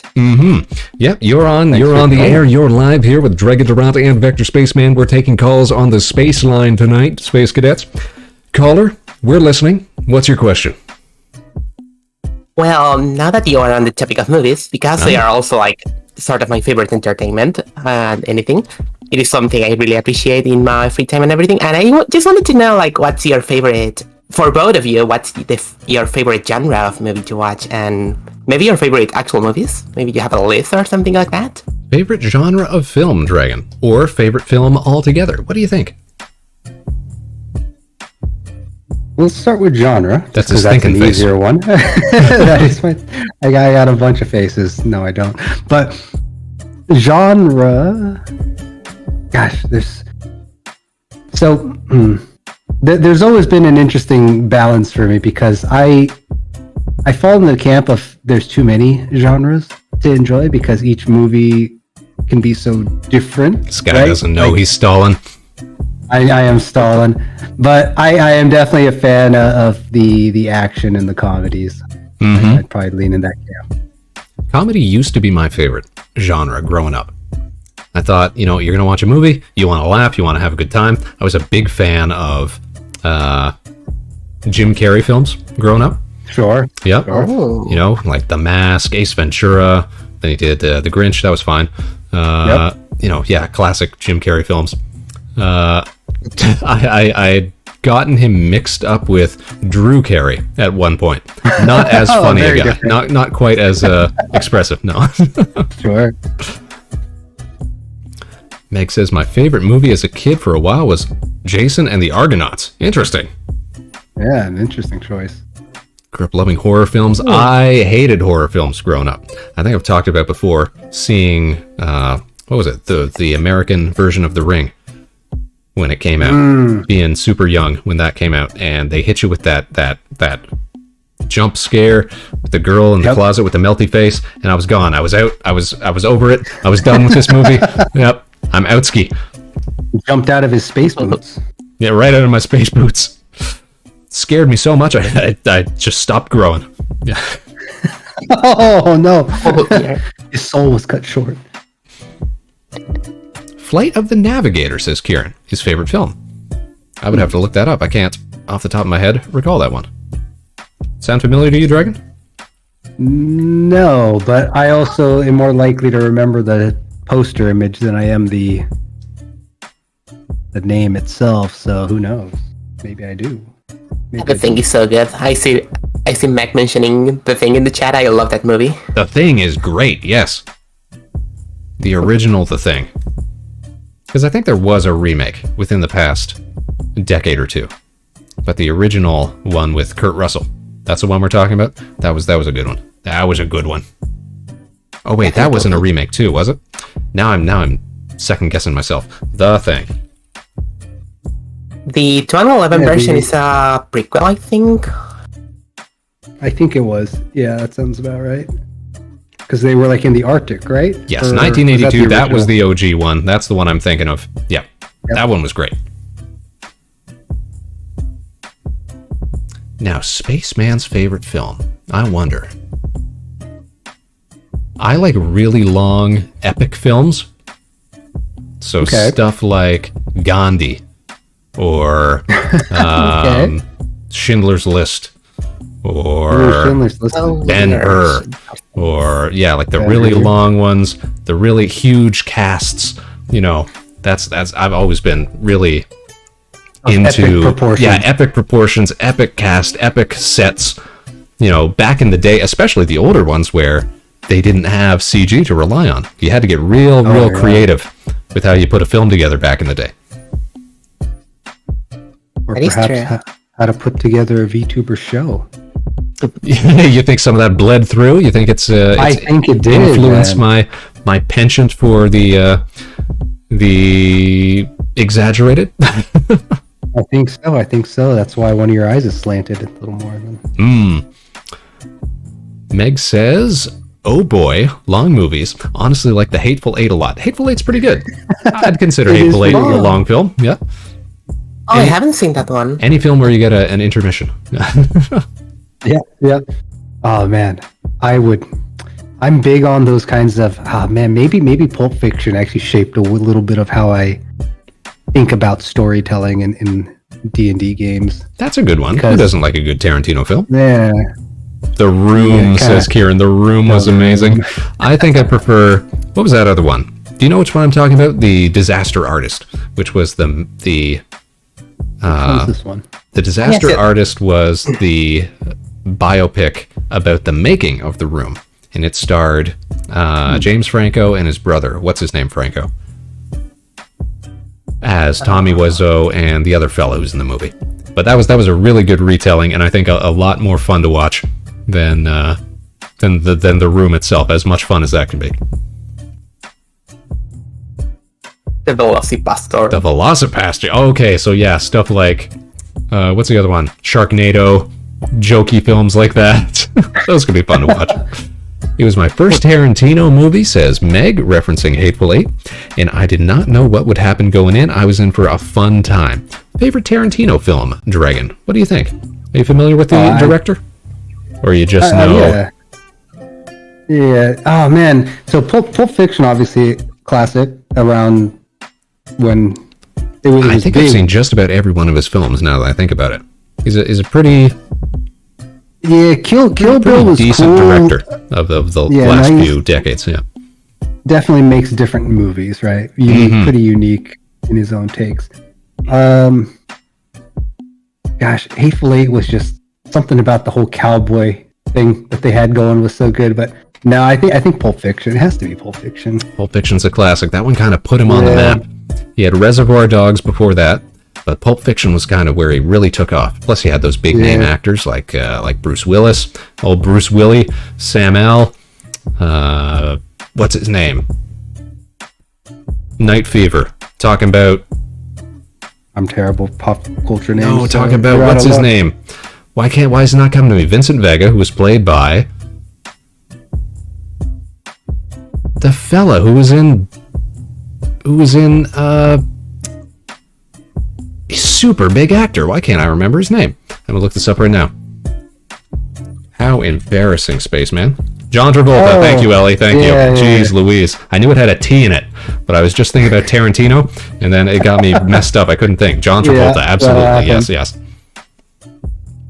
Yeah, the storytelling in Pulp Fiction was just too good. Plus all the moments, and when it all comes together, I really like it when it all comes together. Yeah. It all comes back to the beginning. Yep. You'll love to see it. What was I just thinking about? And it had to do with, we were just talking about Tarantino movies. Ooh, I lost it. All right, no. I'm talking about favorite. I was talking about, favorite films. No, I was trying to, I've always been super bad about nailing down, like, my favorite film anytime somebody asks me that. Because I've seen so many. I love so guys, many. sounds like he's stalling.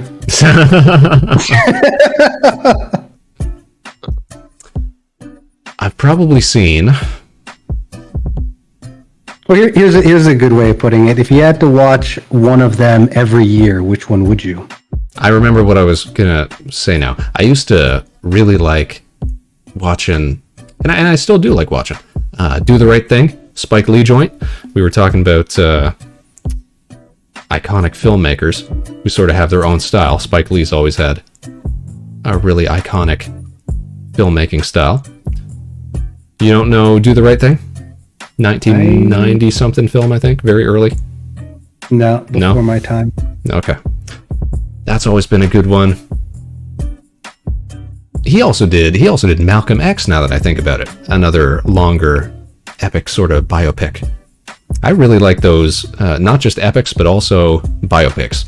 Like based on true event sort of films. Yeah.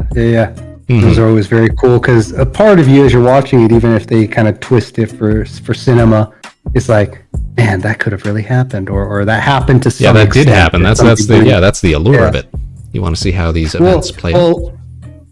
There isn't there like two ways that they generally send that message when they it's like based on a true event or inspired by a true event or something like that, right? Yeah, I think they all say something like that, because it's never going to be a one-to-one, real representation of reality. That's the art I want his arm to get filmmaking, eaten off by the bear. Come on.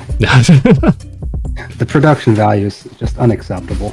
Just, lacking. Yep. The stuntman left the job with both arms attached, please. I was trying to think of the film that maybe, if I was trying to narrow it down, what's the film that I've seen more than any other film already? And that would probably either come down to Schindler's List, great Liam Neeson film, or maybe the Lord of the Rings films, just great fantasy films. How could you not like Lord of the Rings? How could you not like Lord of the Rings? And after those is probably some Star Wars film. I used to watch those all the time growing up. But I don't know if I'd call that my favorite. They're nice movies, but I don't know if they're like peak cinema or anything like that. I don't know if you can put them on the same level. Yeah, going back to what I was saying earlier about, if you had to pick a movie that you would watch, that you would be willing to watch once every year. Yeah, like a Desert Island Disc sort of thing. Yeah, like I think Valley of the Wind Nausicaa is the English title. Nausicaa, yeah. Yeah, I'm a big fan of Nausicaa from pre-Ghibli Miyazaki, and then I think from the English side, the movie that I don't know why I love it so much, but it's so good, is The Illusionist. The Illusionist with Skinny Man, Batman. Yeah. What's his name? Christian Bale. Was it? Christian Bale, yeah. Yeah. He was that The Illusionist, or was that the He was in The Machinist. But no, he was also I'm thinking of The Prestige. No, my bad. Prestige, I was thinking of The Prestige. Is the one he was in. Yeah. Now, The Illusionist had, God, I don't know their names. But The Illusionist has one of those situations where it's like you learn all the twists at the end, and it's a little movie magic. But you can kind of go back through the movie and be like, oh, that did happen, right? One of those situations. So The Illusionist with old Eddie Norton. Okay. Yeah. It's kind of like it. I compare it to The Prestige a lot in that it kind of has that vibe of it's both about kind of that magic illusionist theme, but The Prestige had some fantasy blended into it, whereas The Illusionist was. You had a weird David Bowie showing up as Nikola Tesla, and yeah, with his magic box, yeah. Yep. The magic box, yeah. You find out at the end. That was also a very good movie too. But what a twist!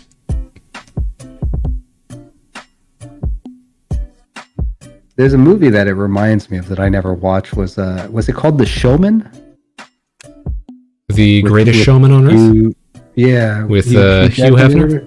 Not Hugh Hefner, Hugh Jackman. Hugh Yes. Hefner. Oh, man. Your age is coming through. I haven't heard that name in so long. Right. But, I feel like a lot of people said that was a great movie, and I never watched it. I thought it was a musical as well. I didn't catch it either. Yeah, it was, and I heard that his performance was like super good. Actually, I heard everyone's on there. I think he came up through musicals as well before he got into film acting, so that doesn't surprise me. He definitely did. He was talking about on an interview, I vaguely recall. Ellie, of course, the expert here. I like musicals, but I dislike Greatest Showman. There you go. Favorite musical, What did you Dregn? not like about it? And also, what did you not like about it, Ellie? Was it just terrible? Was he just bad? Did the music stink? That can happen. Did you just ask me what my favorite musical was too? If you have one. Because now I'm trying to I think of did mine. have one, and I'm trying to remember which one it was that I had gone to, but it's been so many years since I went. I've forgotten the name. But it was a comedy that was making fun of stage play. Making fun As a of stage stage play. As a stage play. God, what was it that I saw?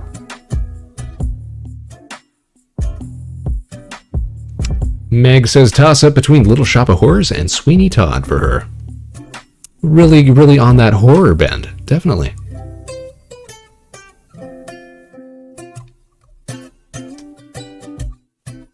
Too bad there isn't like an easy way to find all stage plays. Too bad there isn't a way to Google stuff. I know. It's so good. Read my mind, please. Let me just think about it. Ellie says the music was meh, except the song that was iconic. One good iconic song. Also, it had a romance between Zendaya and Zac Efron, who have a fair age difference. Do they? I suppose I'll always think of Zac Efron as being a young fella. But I suppose he's got to be pretty old by now, doesn't he? Yeah, by now. I know. Mr. High School Musical. Also, I don't know how much I'm allowed to talk here, so I've been pretty quiet. I've noticed that. We've still got you on the screen, but we haven't heard a peep from Zenobia in a minute. No, please, Yeah, feel free to interject.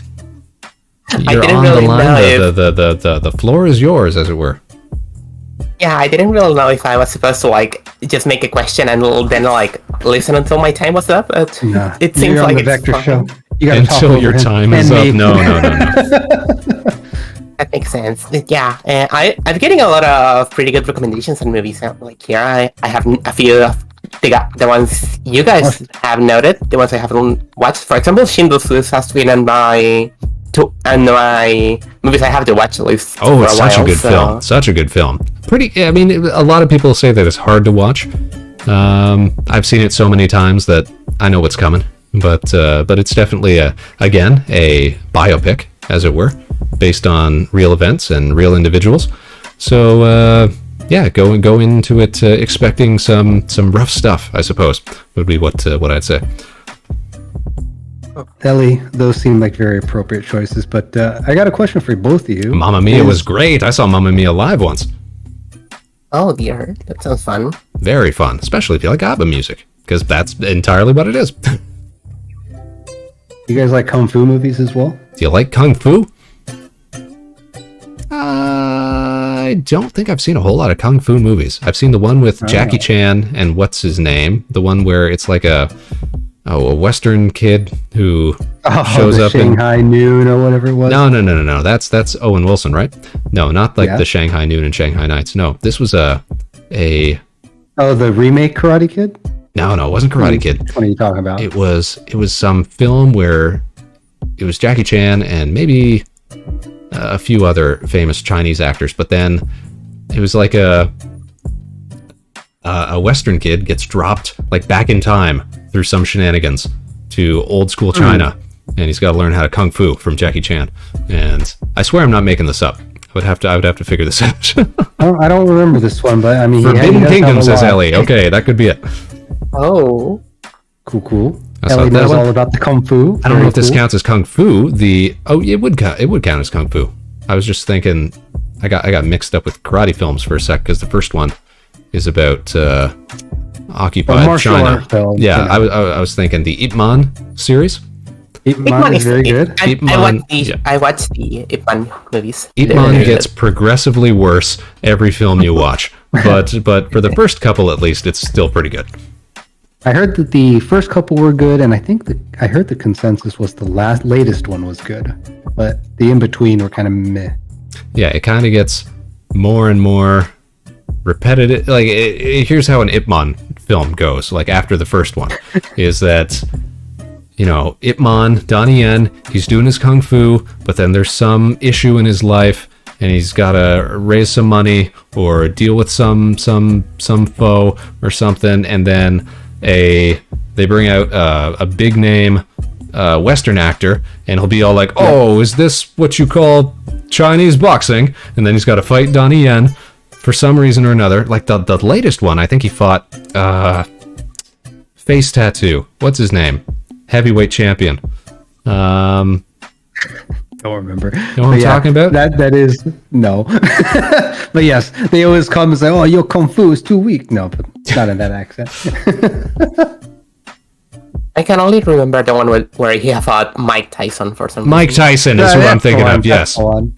heavyweight champion of the world. How do we not know Mike Tyson's name? Thank you, Zenobia. Oh, look in the mirror. But yeah, Ip Man's very good. Kung Fu Hustle, if you haven't seen it, would be my recommendation. Kung Fu Hustle. Interesting. That's not the one that is dubbed over entirely and like facially redubbed as well. Is that the one I'm thinking of? No, I'm thinking of Kung Pao. I'm thinking of Kung Pao. Yeah. Yes. Kung Pao is the ridiculous one, yeah. Kung Fu Hustle is the grass one is where they red. like fight in the whole thing, or a lot of it takes place in like a courtyard of like, seems like Yeah, an that's the apartment one. building or something, right? Yeah, if you haven't seen it, it's good. It's more of a comedy than it is a kung fu movie, but the kung fu in it is actually solid. Nice. Kung Fu Hustle's That's got the the landlady. landlady, Yeah, that's the one I'm thinking of. Yep. And Zenobia, I don't know if you ever seen this one, but if you like blood, gore, chaos, and Don't we all? dark ninja shit, Ninja Ninjas? Assassin. I saw that in theaters. Ninja Assassin, and it wasn't what I expected. It's definitely, if like you consider like B horror, this is like a B kung fu movie. But Is Ninja Assassin not super duper old? I think it was in the 2000s. Oh, maybe it was a remake. Because when I think of Ninja Assassin, I thought there was some old Japanese film that got I think it might dubbed. be a remake. Yeah. And oh, check it out, you guys. We got Kohaku coming in with a little raid. Welcome to the show, you guys. Oh, apparently Zenobia's thing's covering up the alert, but that's fine. Welcome to the Vector Spaceman Show. We are talking tonight with Mr. Dragon Duran, our lovely co-host. And we got Zenobia on the line. We're taking calls on the space line all night tonight, you guys, making your wacky wishes come true. Asking questions, talking about this and that, discussing films at the moment. Because, you know, we're artistic and refined spacemen over here. Look at that. I did a thing. There's the Discord link if you want to join the call. Hey, look at Dragon Yeah, it's fielding stuff very here. fun. I got the power. He's got the I touch. recommend joining if you have anything fun to say or whatever. It's very fun to be on the line, honestly. And also, Dragon, for 1 second I don't know why I thought you were going to mention Ichi the Killer. Ichi the Killer. That sounds so familiar. Yeah, Let me see. that's a big one. Yeah, it is. I think it's an old Oh, Japanese horror movie that it's been on my mind for a while. Oh man. You know what? If I've seen this, it was so old, so long ago that I don't really remember it. But there's a chance I haven't seen this. There's actually a lot of old Japanese films that There's a I would crazy say. amount of old Japanese films. Well, sure, but I would say that influenced a lot of Western direction, especially during the 60s, 70s. Films like what's his name, Kurosawa, all his stuff, and especially some of the later ones that started to come out in color. Talking about Ran, and what was the other one? The other one, a lot of it ended up being like Japanese adaptations, script-wise, or I guess plot-wise. Oh yeah, like of, Battle like- Royale made it over and eventually spun off into like Hunger Games and all that stuff. Okay, that's much more recent than what I was thinking. But I was Yeah. No, you're thinking like a back whole in the day they generation or used two to before like that. make cultural adaptations of like Shakespeare films and stuff like that into stuff like Ran and there was Ju-on, another yeah. one. Yeah. What's That's the one? true. What's the Good one? Kagemusha and what have you. Oh, John. Is it AKA my the Ring, imagination, or God, wasn't there a Western film that came out that one of the director's inspirations was like the old samurai films that they would have in? I don't remember. Yeah, that sounds like a lot of films. I know that, well, Star Wars, for example, took tons of influence from Forbidden Fortress or Hidden Fortress or something like that. And so many, well, the term Jedi, of course, comes from Jedi films, Jidaigeki. I had no idea. Yeah. A lot of cross-cultural influence, as it were. Yeah. But I was just thinking before we got that little raid there about some of the maybe the worst martial arts or I guess Eastern influenced films that we might have seen, because I remember seeing, and I don't know if you've seen this one, 47 Ronin with Keanu Reeves in theaters. I did see that movie. It was You did see that one? kind of silly, if I remember. It was pretty silly. Yes. It got a sequel. No, it didn't. did? Oh, What? boy. How do you even give that a sequel? It's based on like a story where everybody dies at the end. What are you even doing? Well, I mean, It's an upcoming movie. We'll see what they do. We'll see what they do. Zenobia knows all about. Oh, never mind. It's out on Netflix. It's out on Netflix. All right, movie night, you guys. We're going to see how they do 47 Ronin 2. It's 48 Ronin now. Oh, that'd be what they call it. Yep. It's like when the Oceans movie, what is it, Oceans 8, then they did Oceans 9, and then... Did they do Oceans 9, though? Because they did do Oceans 8. No, was it 11, 12? 11, 13? 12, And then they 13. So Oceans and then they went 11. down to Oceans 8 11 during was the an finale, right? old film. That was actually, it originally starred like a bunch of like Rat Pack members, like Frank Sinatra and Dean Martin and what have you, because they used to do acting alongside with their singing and what have you. But the remake, of course, with what's his name, George Clooney and friends, Brad Pitt and all them. Those guys, Those guys, they did 11 and then 2 sequels, 12 and 13. Then, you're right, they did a sort of reboot of the series within the last few years called Oceans, was it Oceans 8? I think it was. Because I think the plan was, well, we'll do Oceans 8 and then we'll get 2 sequels of our own.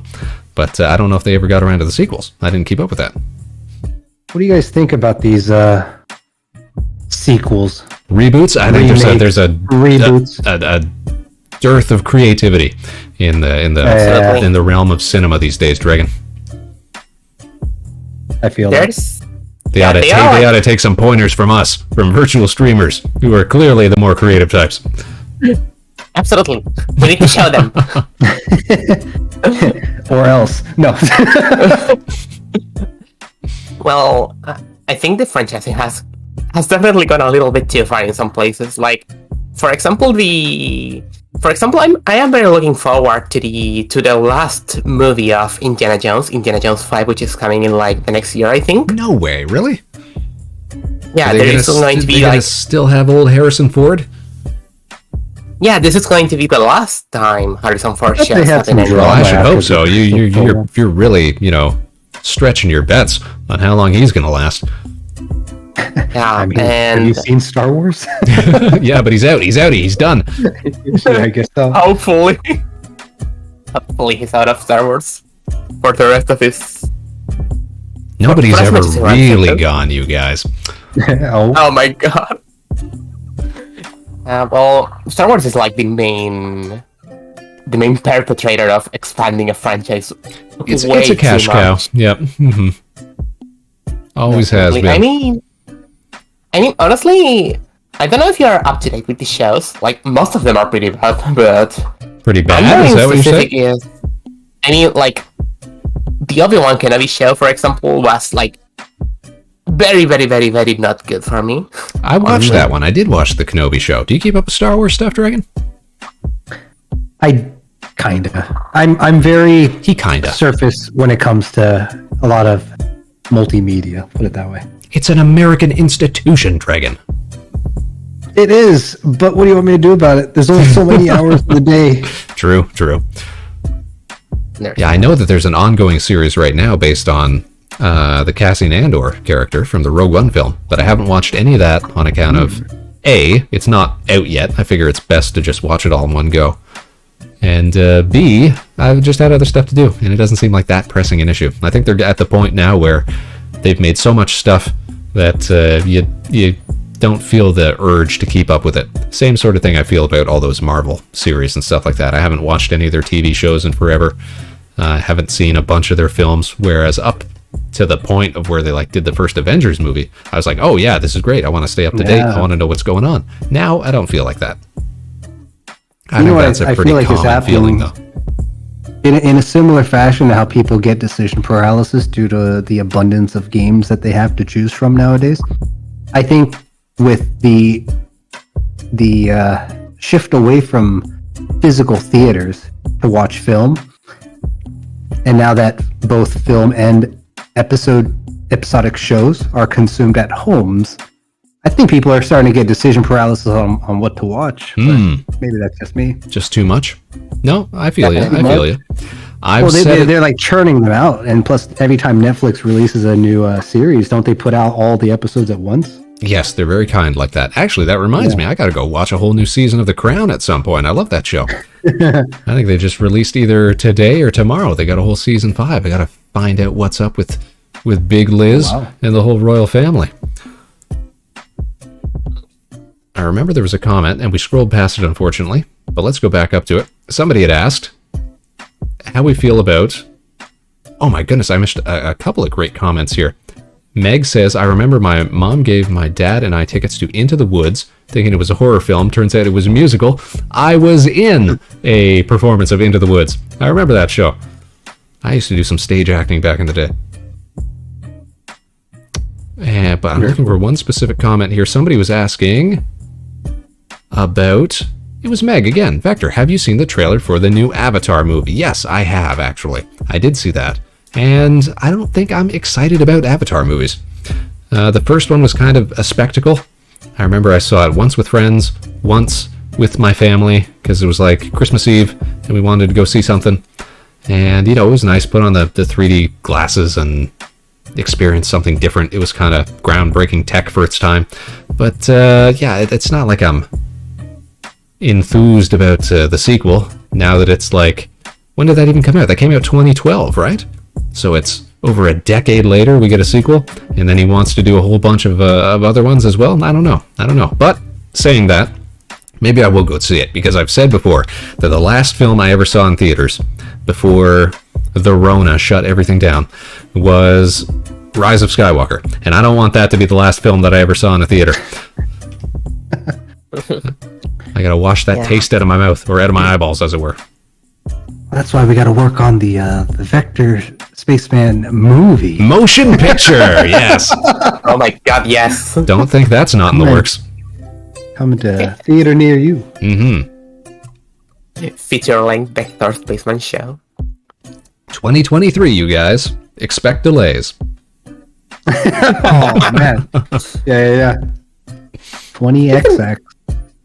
I don't know, I want to see what's going on with the Avatar sequel at this point.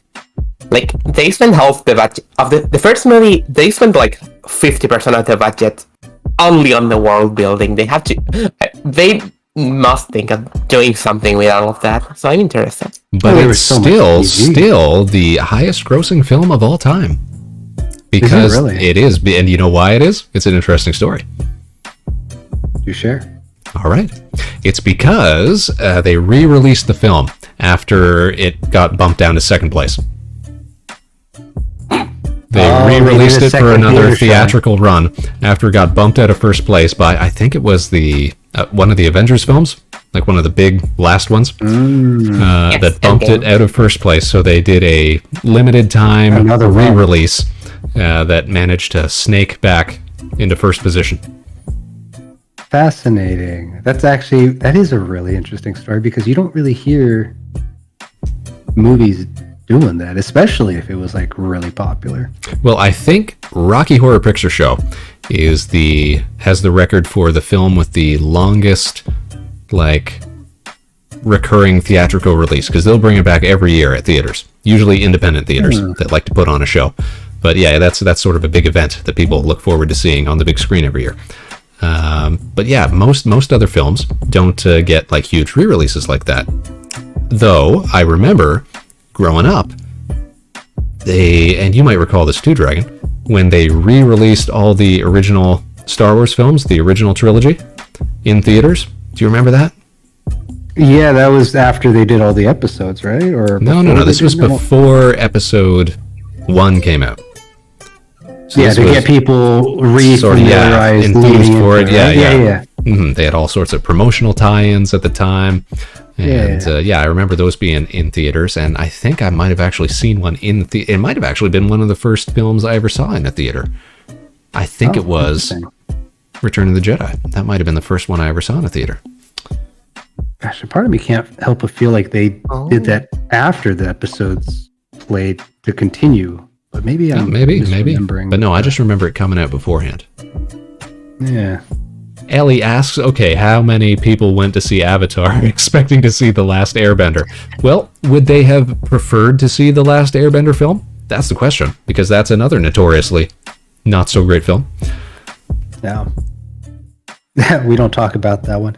I think when the new Avatar was announced, someone had mentioned it to me. Might even been one of you guys on the stream, in the stream circle. Could have been. I think I was like, wait, they're making another Airbender movie? And you're like, no, we have the blue people. And I was like, blue people? What?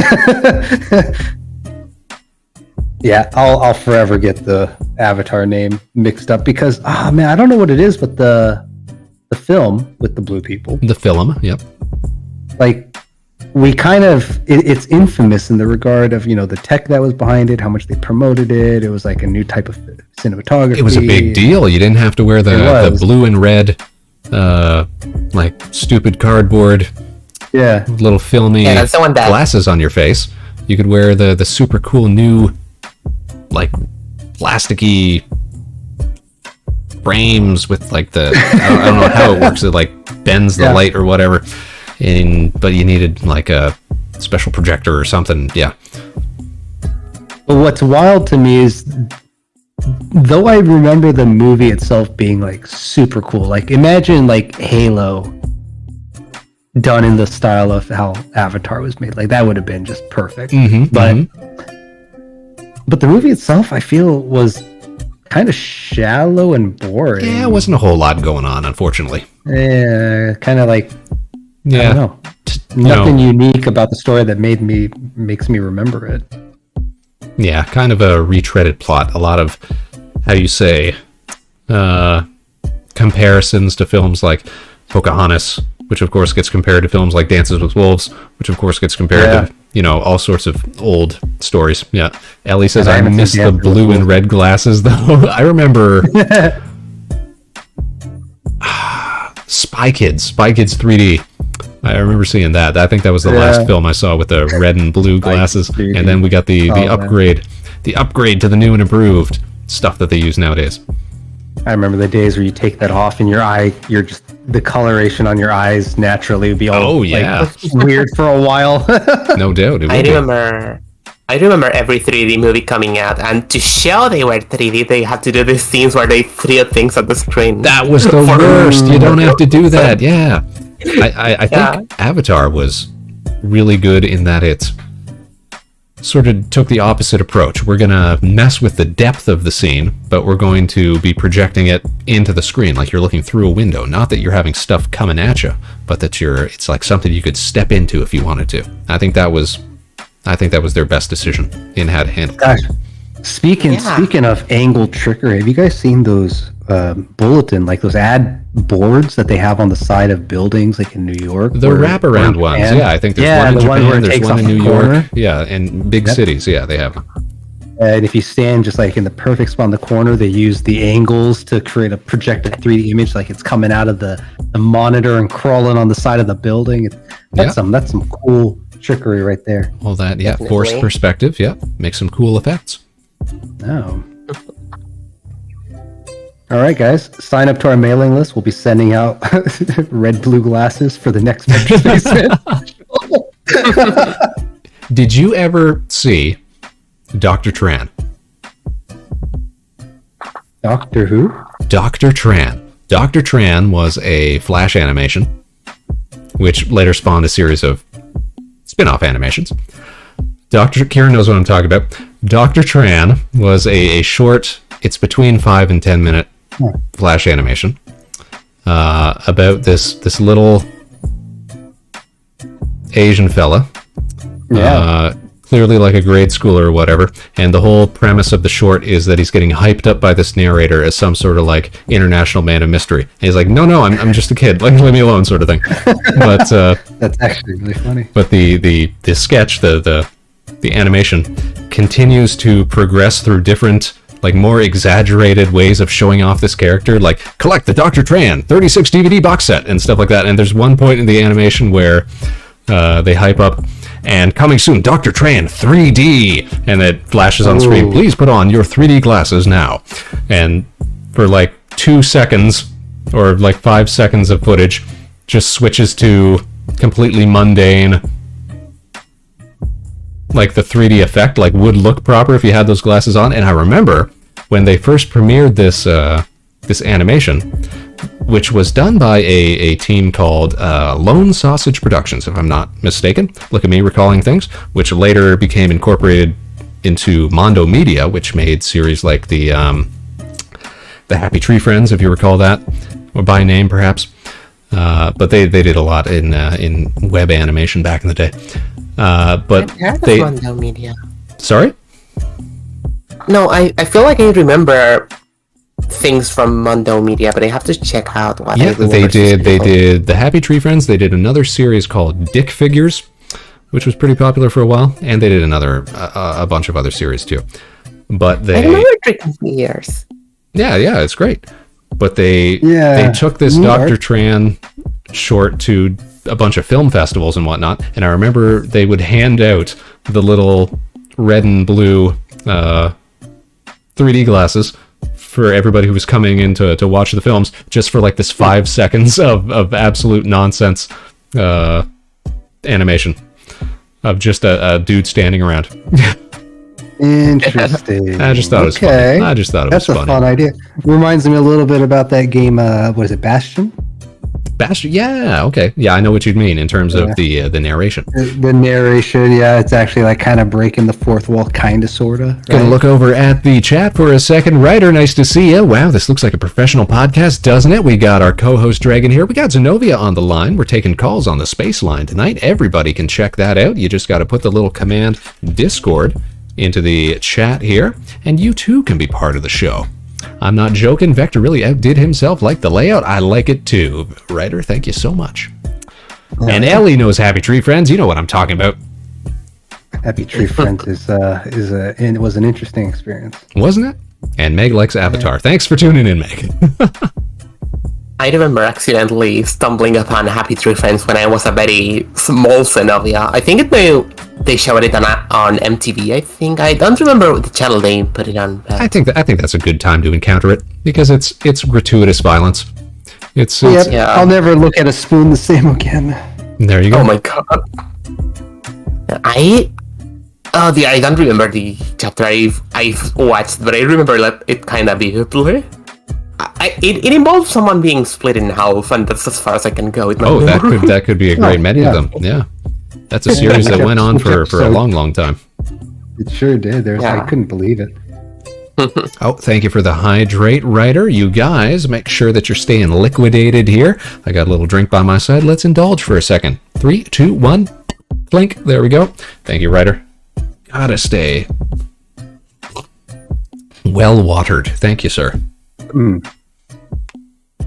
Those are some live reaction sound bites right there. Some slurps, some girls. We'll do you. We'll do you another one. We'll do a little gratuitous slurp right here. Here we go. Oh yeah. That's good stuff.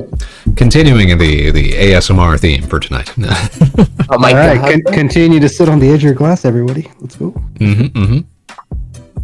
Now that you mentioned everything from Mondo Media, I'm wondering what kind of web series do you guys like? What kind of web series do we like? Okay, so Like animated web series? This is all Vector's house right here. it absolutely is. This is my old stomping ground. So because I did not have, access to a whole lot of video games or what have you growing up, everything that I was into was all web-based. So browser-based games, that's why I was so big into Flash. And of course, tons of animation gets done in Flash. So, looking back on it, let's see here. If I could highlight some really good ones. When I think about the best, well, of course I got to start with Homestar Runner. So if anybody doesn't know about Homestar Runner was the gold standard for independent Flash animated series. Had their own website, had their own merch, gets quoted today relentlessly by people in the know. You got to look under a few rocks to find people who know about it, it seems, nowadays, unfortunately. But everybody I knew growing up knew about Homestar Runner. Kieran knows about Homestar Runner, absolutely. Pomato knows about Homestar Runner. Meg and Don, they know about Homestar Runner, our friends of the show. More popular in Canada. I don't know if it would have been more popular in Canada. It might seem like that because Palm and I really get a kick out of it. But no, it was an American production put together by the brothers Chaps, Mike and Matt Chapman, I believe, if I'm going off the top of my head. They were animators and game developers. Teen Girl Squad, absolutely. Yeah, it spun off so many side projects, and I think what most people would recognize from the Homestar Runner brand would be Strong Bad. Strong Bad emails. Strong Bad was a character who got his own video games. He appeared in a Valve-developed game, or was it? No, it was a Telltale developed game called Poker Night at the Inventory, which featured a bunch of other characters like Sam and Max from the old point-and-click adventure games, Tycho Brahe from the Penny Arcade series, the Heavy from TF2. It was a neat little game, which I never got around to playing, so perhaps I should try that sometime now that I think about it. I think that's the game that maybe a lot of people discovered. A lot of different characters and whatnot in that sphere of influence, yeah, because I think that was the one that put the Draco Boy on my radar. Okay. Yeah, Snake Man with the wing and the strong arm, right? Oh, Trogdor. You're talking about Trogdor. Yeah, so Trogdor spawned out of the Strong Bad emails, which were a part of the HomestarRunner.com experience. Yeah. Yes. We need a Trogdor the Burninator game. Well, you kind of got it, Kieran. There's the Trogdor game that you can play on the Homestar Runner website, and of course there's the Trogdor board game that you can buy. Remember, this is not just limited to an online experience. This is a real franchise with real merch that you can pick up. It's a real thing, and surprisingly, what I find is that people these days, they just don't know their history, their web history. Homestar Runner is a big part of that. Now, outside of... There's so much history. So much history. Outside of Homestar, I'll bet you'd probably remember, Dragon, you'd probably remember these, animations like Ultimate Showdown of Ultimate Destiny. Yeah. That was a... Ooh, who did the animation for that? It was a Lemon Demon track, and also did stuff like he also did the evombsworld.com takedown animation, did a bunch of stuff. I'm blanking on who the animator was, but people know Ultimate Showdown, that's for sure. The Madness Combat series, are you familiar with that one at all? Madness is probably the one I know the most of. That and whoever did the turtle animation. Yeah, know that one. Okay. Zenobia, you remember Madness at all? I think so. I think I've heard of it before. I haven't. Guns. Yeah, the Madness Combat series was mostly animations, but also had a not so great game. That's from Newgrounds, right? It was hosted on Newgrounds, Flash Player, yeah, all over the place. Yeah, you would see it on Newgrounds. Yeah, it's starting to. Yeah, little gray fellas with cross-shaped heads, with gratuitous violence, a sort of loose narrative that got slapped together in some of the later animations. But yeah, it was all about, I guess, testing the animator's ability to put together these fight scenes. That's what it was really about. Neat. Mm-hmm. The more you know. On the topic of Newgrounds, of course, we got stuff like the Tank Man series. Do you remember that one at all? know of it, didn't really watch it. I actually, I think, you know what it is I never went into like web animations. I dabbled and saw a few in the early days, but I think most of my attention went towards gaming and anime, which is why it's still there deep down in the heart. Well, on the topic of Newgrounds then, of course, classic games came out of that space, like I think the most successful one, which spawned a bunch of similar titles, would have been the Alien Hominid series, which actually got console releases later on down the line, but that got its start on Newgrounds by the site's owner, I believe, was a Flash developer. I remember Alien Hominid. Yeah. I remember the game, the PS2 game. Yeah, it got released for PS2 and for the X. Yeah, it was around that generation: PS2, Xbox 360, maybe even.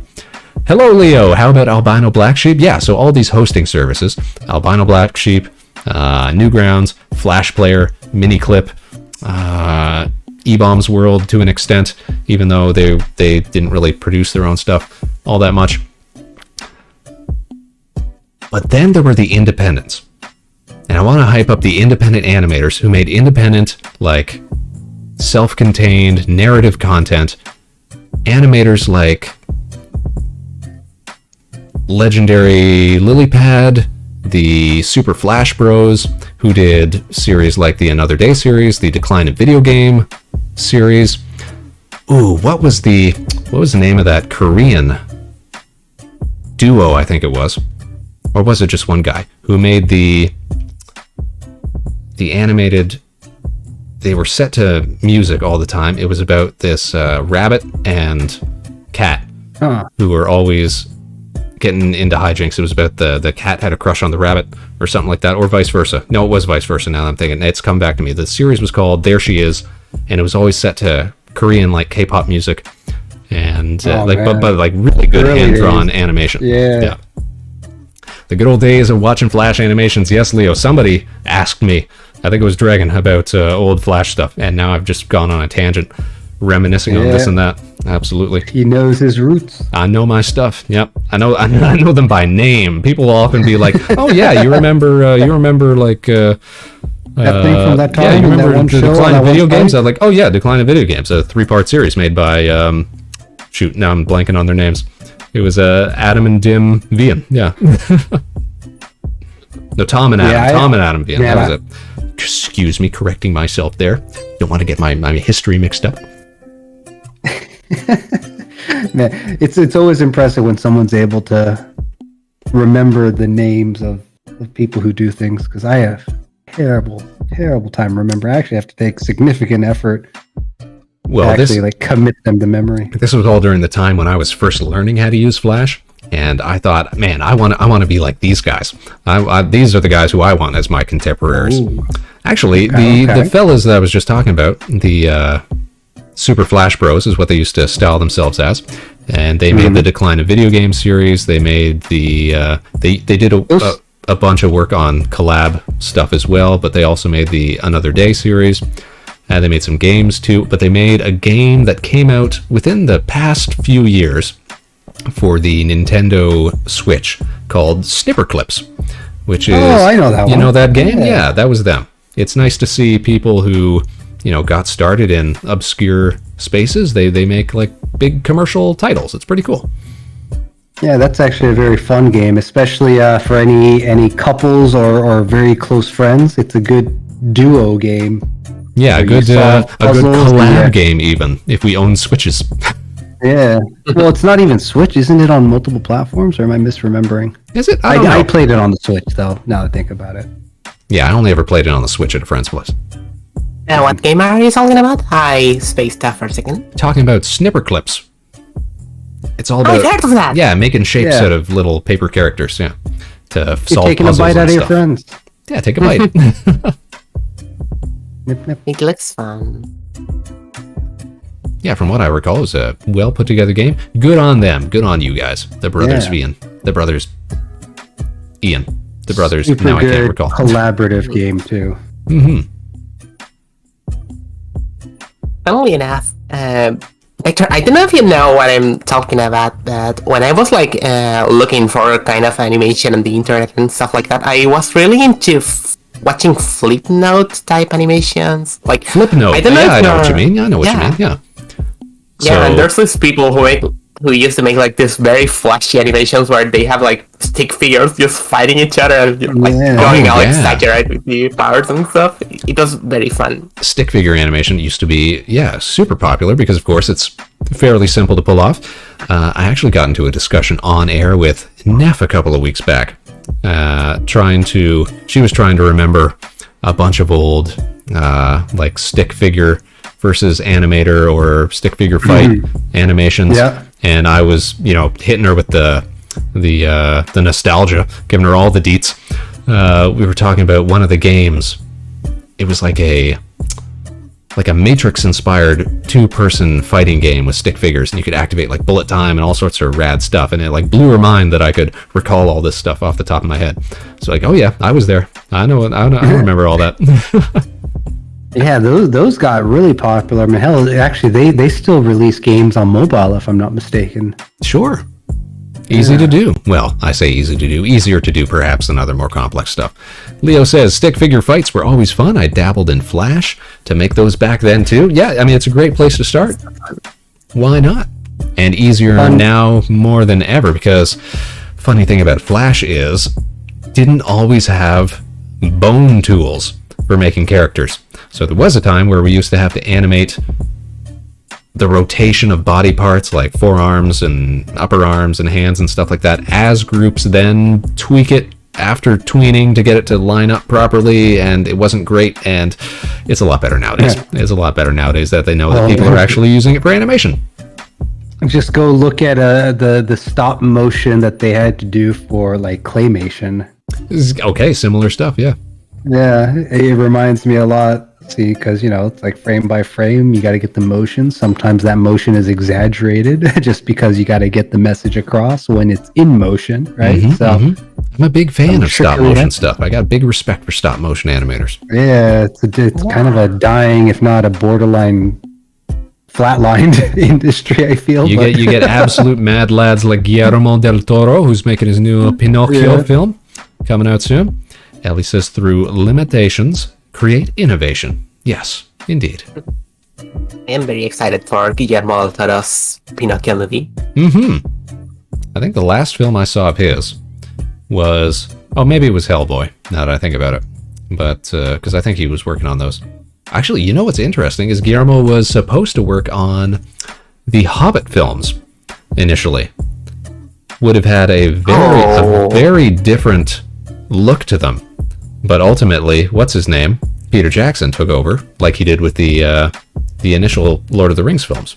But I've always wondered what the Hobbit would have been like under Guillermo del Toro's vision. I imagine that it would have been a lot more fantastical, maybe more so like the initial like fantasy book.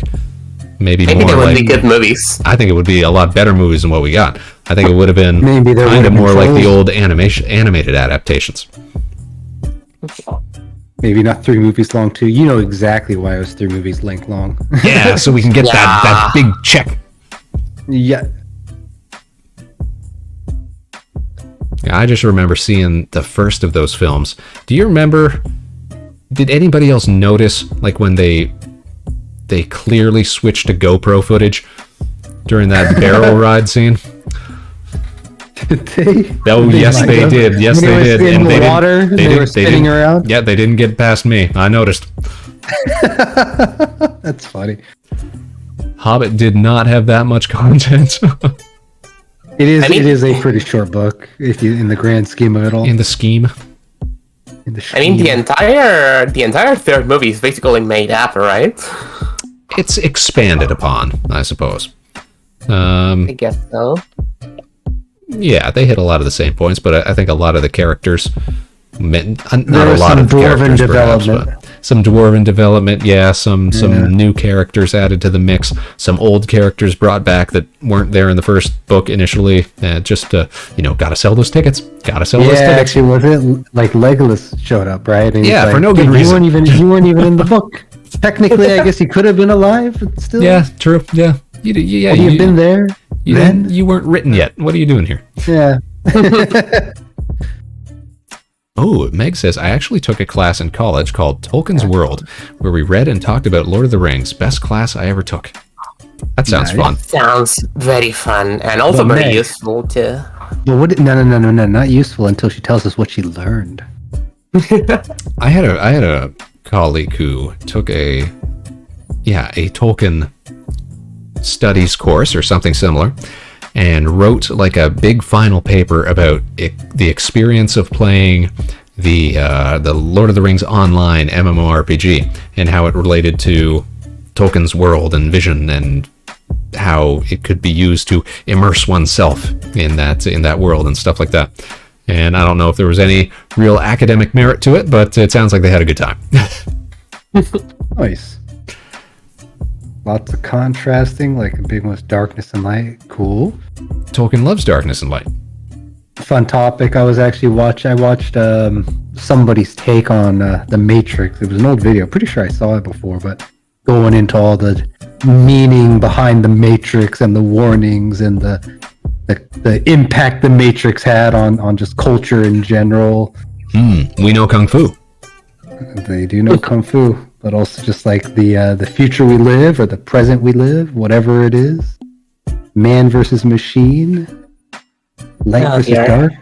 Man, The Matrix definitely goes in a lot of wild directions if you read into it. I actually haven't watched The Matrix in a few years, but hopefully you allow me to mention this, but there's been this popularized theory that it is a trans allegory, so as a trans woman I am very interested in rewatching it with that in my mind. That is what the directors have said recently. Said that. Yeah, it is. I don't know if that's something that I would have read initially going into it, or if it's something that they've sort of post hoc applied to it. I'm not sure. It's hard to say, but it could be. Yeah. Kind of like who was the author for the Harry Potter stuff? She did that recently. Where she came out, it's like, oh yeah, I always intended for this character to be that way. Oh, you're talking about, this was years ago, the character of Dumbledore, where she just sort of offhandedly said that he's gay, that sort of thing. Yeah. Without any sort of real. Well, it wasn't something discussed in the novels. It was something sort of just brought up in conversation in an interview after the fact, in the same way that this trans allegory was. It's always funny to me because I always wonder, like when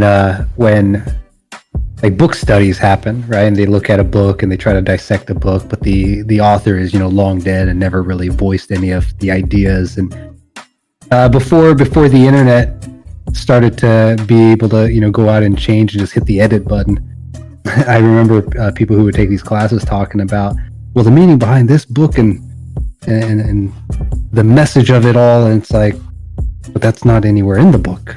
Yeah, but I learned about it. Oh. A lot of room for interpretation. Yeah. Ellie says the directors of the Matrix films are themselves trans, so I think it makes sense. Yeah. I can't read their minds, so it's hard to say. Yeah, if how long they had that sort of thing after the Matrix, or am I misremembering timelines here? Well, publicly, they didn't state that. They didn't come out as trans until years after the original 3 films. But who's to say? What they might have been dealing with, how they might have been feeling at the time of developing those films. It's you don't want to. You don't want to.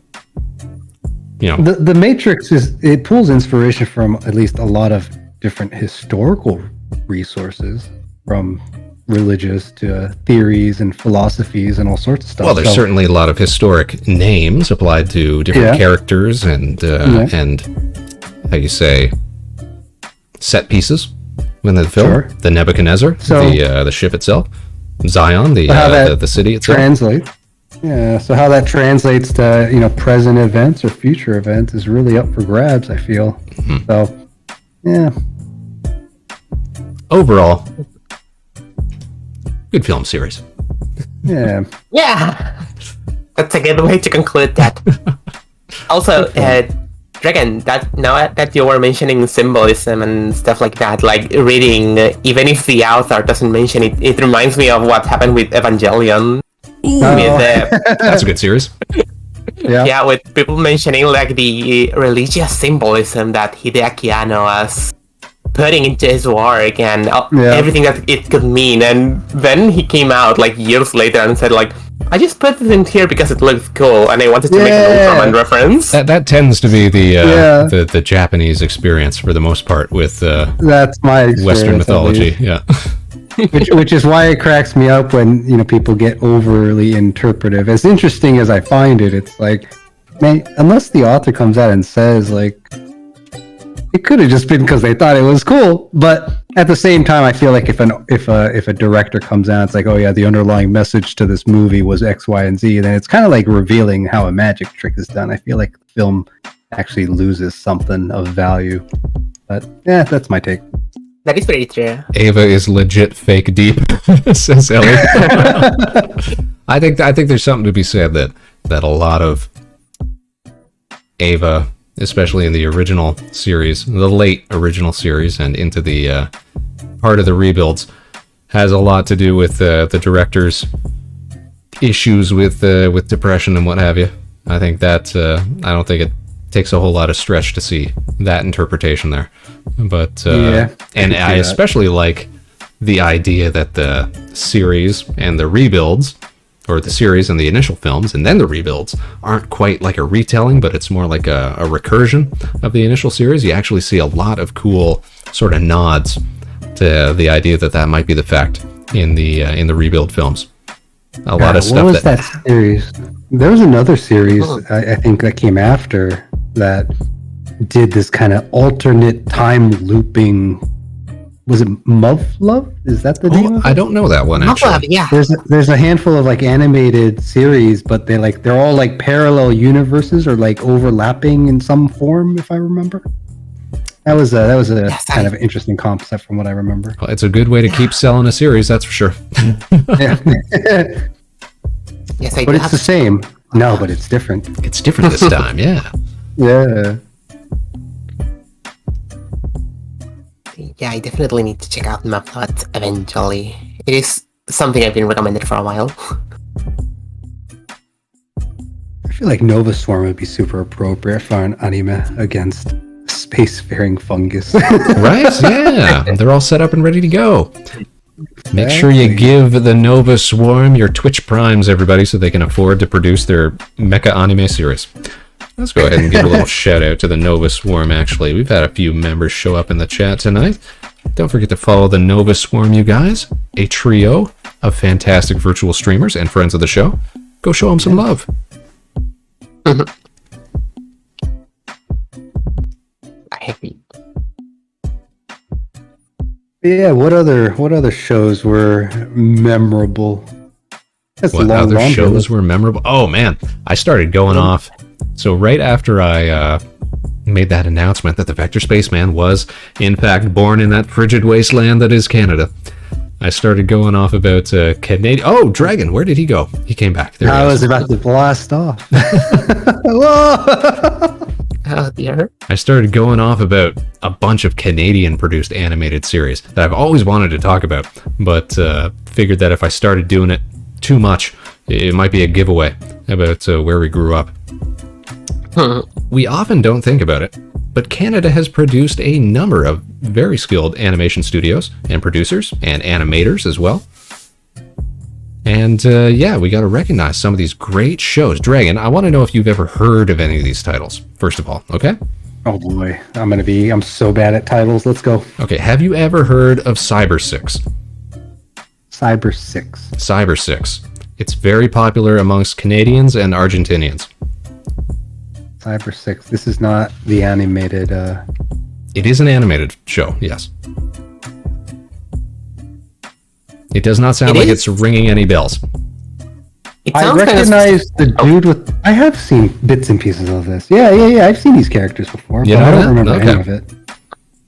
It was a co-produced production between a Canadian studio, Japanese animators, and it was based on an Argentinian comic series by the same name. The guy with the wild hair, does he show up in a God, if it's a Japanese animator, it could be any of them. Damn. Yeah, it could be any of them. But no, it was a very popular series here in Canada. It used to get shown on our one of our national cartoon networks all the time, late at night. Really well put together. Only got one season, unfortunately. Here's another one. Undergrads. Do you know Undergrads? Undergrads. This one... Definitely heard of that one. Zenobia knows Undergrads. I don't think this name sounds familiar. Undergrads was a show produced, once again, in production with Canadian studios for MTV, and got aired much more frequently and in order, which I feel is often an important way to show a show on television, here in Canada. Again, on one of our very few cartoon networks. And I think that's probably why Canadians tend to recognize the content that comes out of here more often, is that there were very few stations where you could watch this when we were growing up, and also we actually have a bit of legislation in Canada which requires broadcasters to show or air a certain amount of Canadian content, whether it be on the radio or on television. I heard about that. Mm-hmm. Actually, that's been in the news recently because they're talking about extending that to streamers. Oh, I know what you're talking about now. Yes. Not quite the same, I suppose, but similar. Yes. I forgot about that law, says Ellie. Yeah, so that's why we get so many. That's why we get so many Canadian artists playing on Canadian radio, and why we get so many, Canadian shows playing on Canadian stations, because they're legally required by law to show off a certain amount of that in order to get either government funding so they can continue to run their stations, or allow advertisers, or whatever the case may be. Yeah, I think that's part of why Canadians have seen a lot of the same shows, and why Americans, well, you got so much more variety and stuff to watch. So all the Canadian stuff never makes it over, or if it does, in very limited quantity, I suppose. It's been like that since forever, says Doc Freeno. Yeah. Yep. Also, where I'm from, we can actually go outside during the winter and actually enjoy our time. Man, that's got to be a bonus. We'd love to do that. Yeah, we weren't stuck inside watching web shorts. watching Beast Wars and Reboot and all that. Yeah. Oh man, I'm so surprised that somebody else has remembered Beast Wars. I had nearly forgotten about it. Well, of course we remember Beast Wars because it was produced by a Vancouver production studio. So again, everybody got to see it because, that's CanCon. Let's put it on the air. It's easy. Yep. What's crazy to me is probably there's a handful of, I bet you there's a minority of people out there who their first Transformers experience was Beast Wars. Mine definitely was, yeah, because they were the coolest. I didn't want to mess around with no trucks. And then you found out that they were vehicles, and you're like, what the hell is this crap?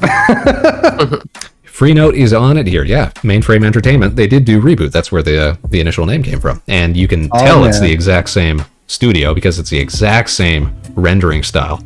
It's that real early 3D, very minimalist stuff. Like, this was before Toy Story really sort of nailed how to do high quality 3D animation, like film quality stuff. But yeah, this was it was important for Canadians that you watch Reboot and Beast Wars, all before Blender or 3ds Max and all. It might have been. You know what? I can't recall. It would probably either be a Pixar workstation that they were using, or Autodesk might have had something that they could have used back in the day. Did you ever end up watching the 2018 Reboot revival? I did not.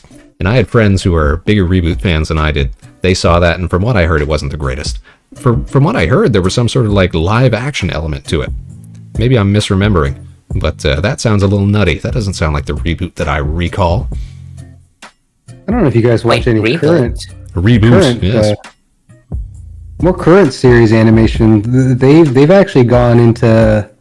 I mean, we've kind of seen it in Japanese animation for a while. I think Western animation has a pretty distinct style to it, but a lot of them use assisted animation, as I think you called it.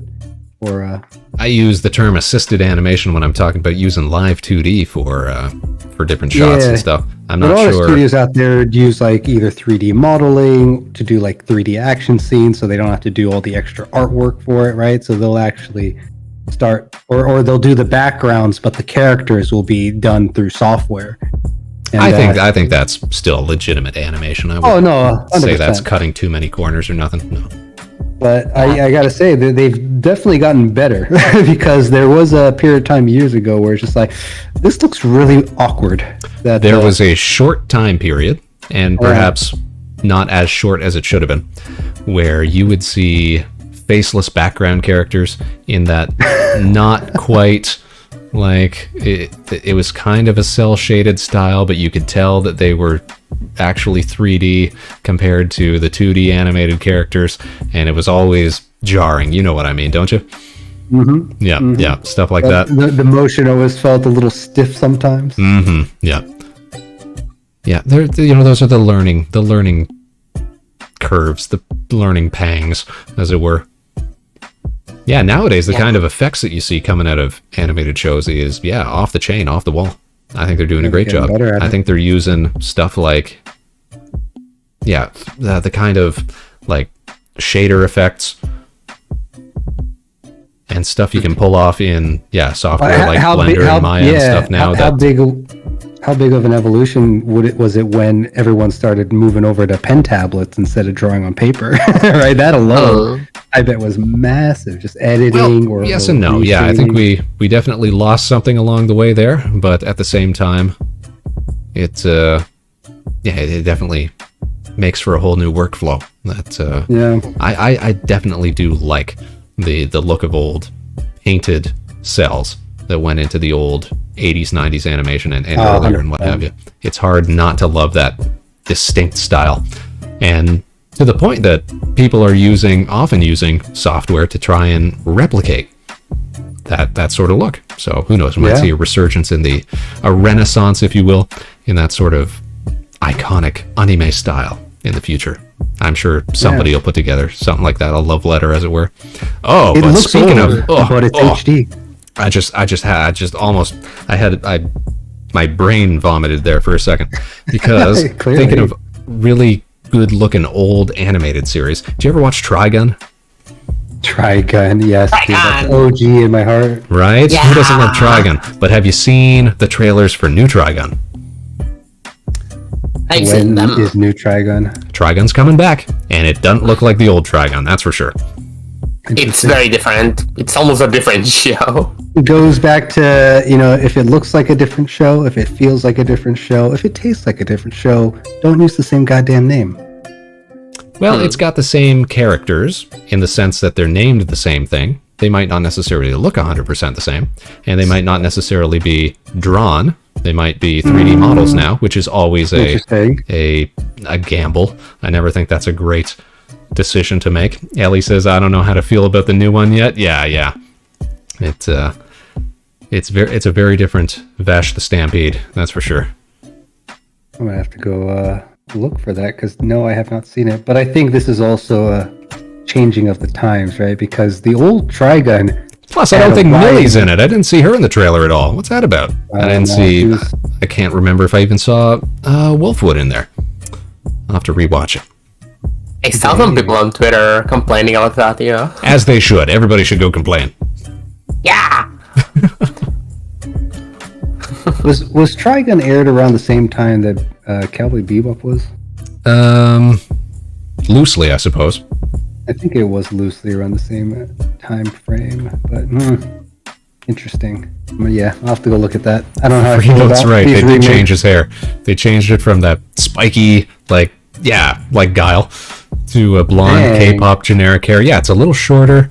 It's not quite as wild. Plus, Vash just himself doesn't look as odd. He doesn't look like as spindly or what have you. He looks just like a dude in a coat. Style. Damn. They messed with his style. That's right. Like when he's in goofy mode, he has that blown up hair look. But when he gets into serious mode, his hair suddenly evolves into this slick, cool slick back. Right? I don't know. That's what I remember at least. Yes. Yeah, I don't know. Remakes. I feel like Remakes. Actually, you were talking earlier about when we were back on the topic of favorite films. You had started to bring up some Miyazaki stuff, and that had completely missed my mind when we were talking about stuff. I didn't even consider animated films at the time. Do you ever see Porco Rosso?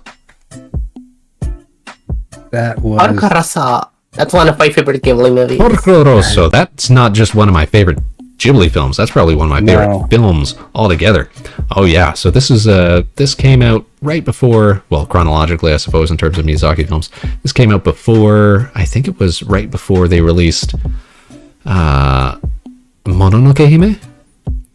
And it was about around that time. It was about a pig man, and he flew a plane, and he was Porco Rosso. And it's a great film, great animation, great little story, great sort of send up to Miyazaki's love of planes and what have you.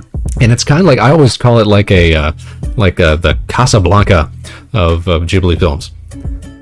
Interesting. Yeah, I don't think I ever watched it because I saw the pig pilot and I was like, No, that's you got filtered out, my man.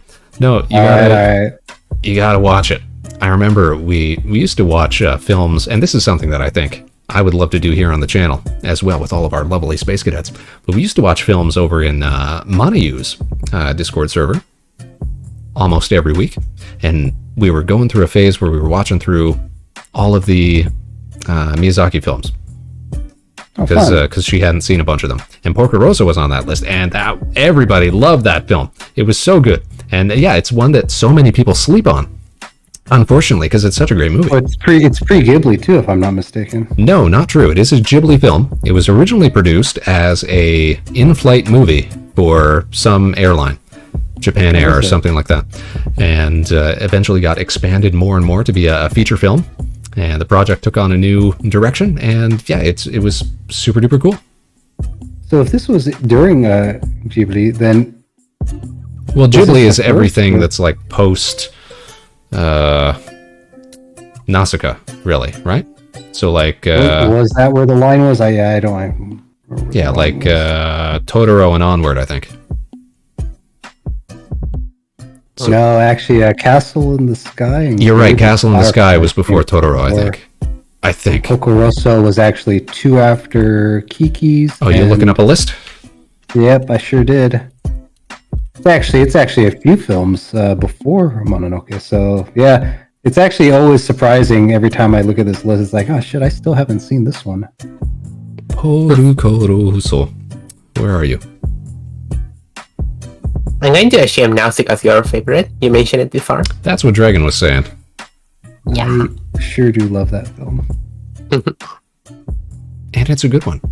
84, I think that was the earliest. Yeah, and that's what gets called pre-Ghibli because it was under a different studio. And I actually also, while I'm looking at this list, Castle of Cagliostro, the Lupin film, also a classic. Oh, I have to get into Lupin. Oh, I've Lupin's only watched great.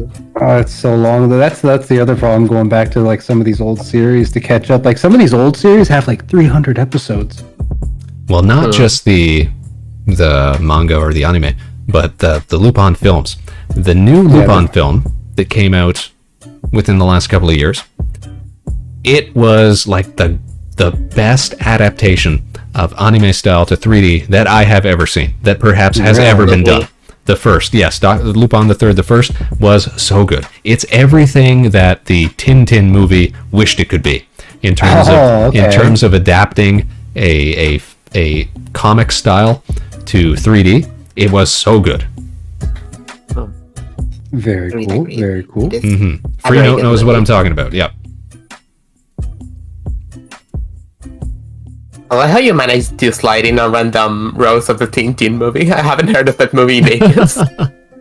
And not like I'm trying to roast the Tintin movie, but Tintin tried to adapt that hairstyle to 3D, and it came off looking a little too realistic, I think.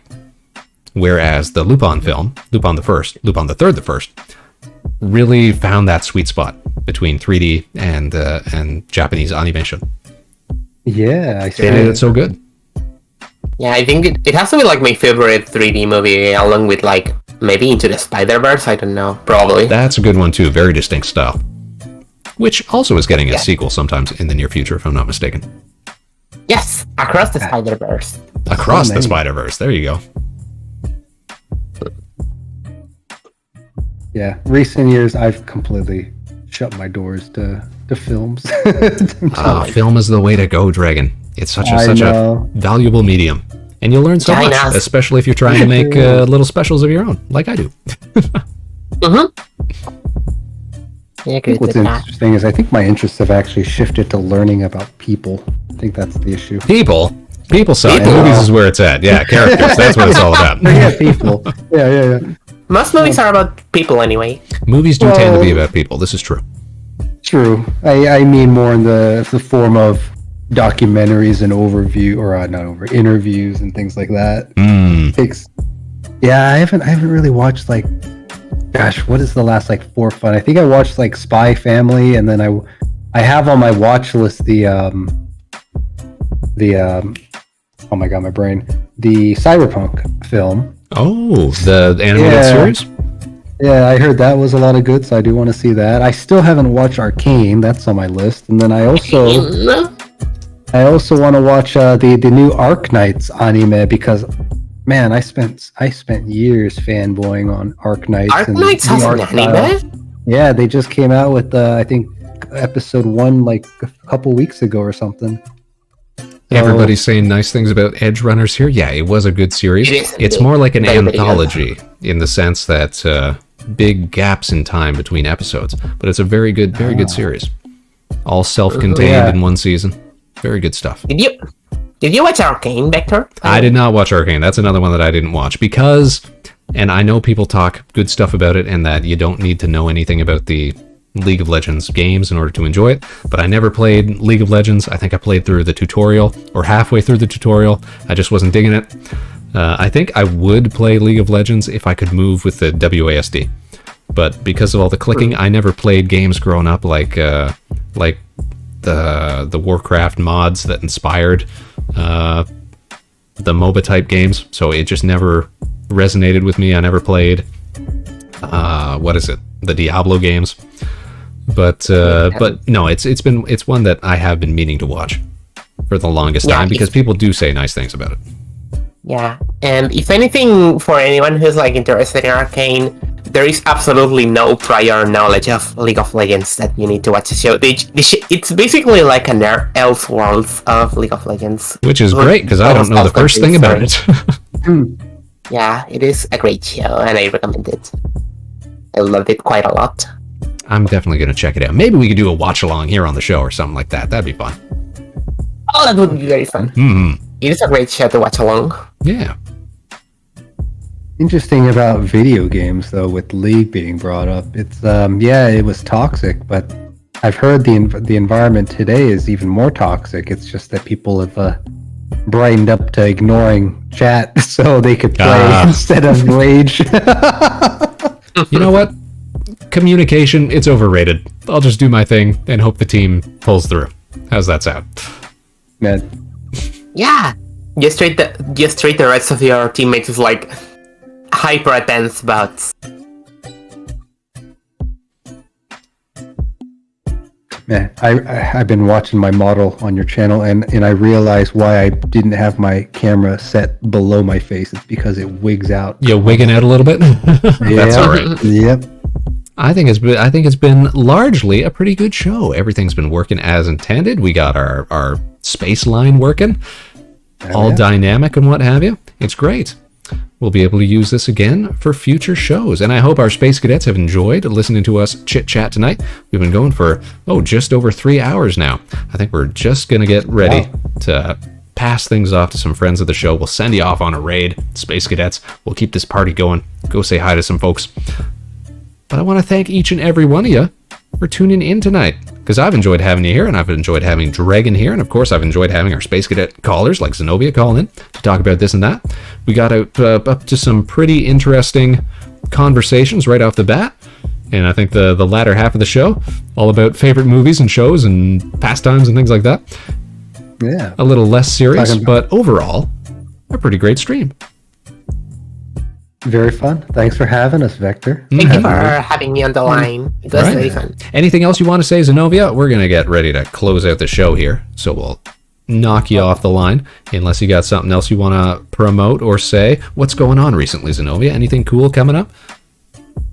Anything cool from my side? Well, if you're asking for things that I'm doing, I'm still on a streaming hiatus, but True. I am working on a complete revamp of everything, and it's going well. I want to surprise everyone whenever I happen to come back, and yeah, that's as much as I can say. I don't want to take the focus too much from you, Vector, and you, Dragon, too. So yeah, thank you for it. Before you leave, if anyone hasn't seen Nefeltanen's little 1.08333 special, Zenobia did the backgrounds. And such a good job. And did a great job. Check that out. And I bring this up because, Zenobia, didn't you make a post not long ago that you're taking requests for, like, Padoru for like, commission projects? Yes. I am making Padoru commissions. It's just I just typify your character into a Padoru template just to, like, so it looks neat and Christmas themed. Such a talented artiste. Very adorable. So yeah, if anyone's looking for that stuff, go check Zenobia out. We'll hit the shout out for Zenobia. Make sure you're following Zenobia, everybody, fellow virtual streamer and friend of the show. And thanks for calling in tonight, Zenobia. We're going to let you go. Thank you. Always Goodbye, a pleasure. everyone. Take it easy. Bye. And there we go. The line goes off. It's as easy as that. It works so well, Dragon. We got such a sweet setup here. Look at that. Look at that, though. All the new bells and whistles.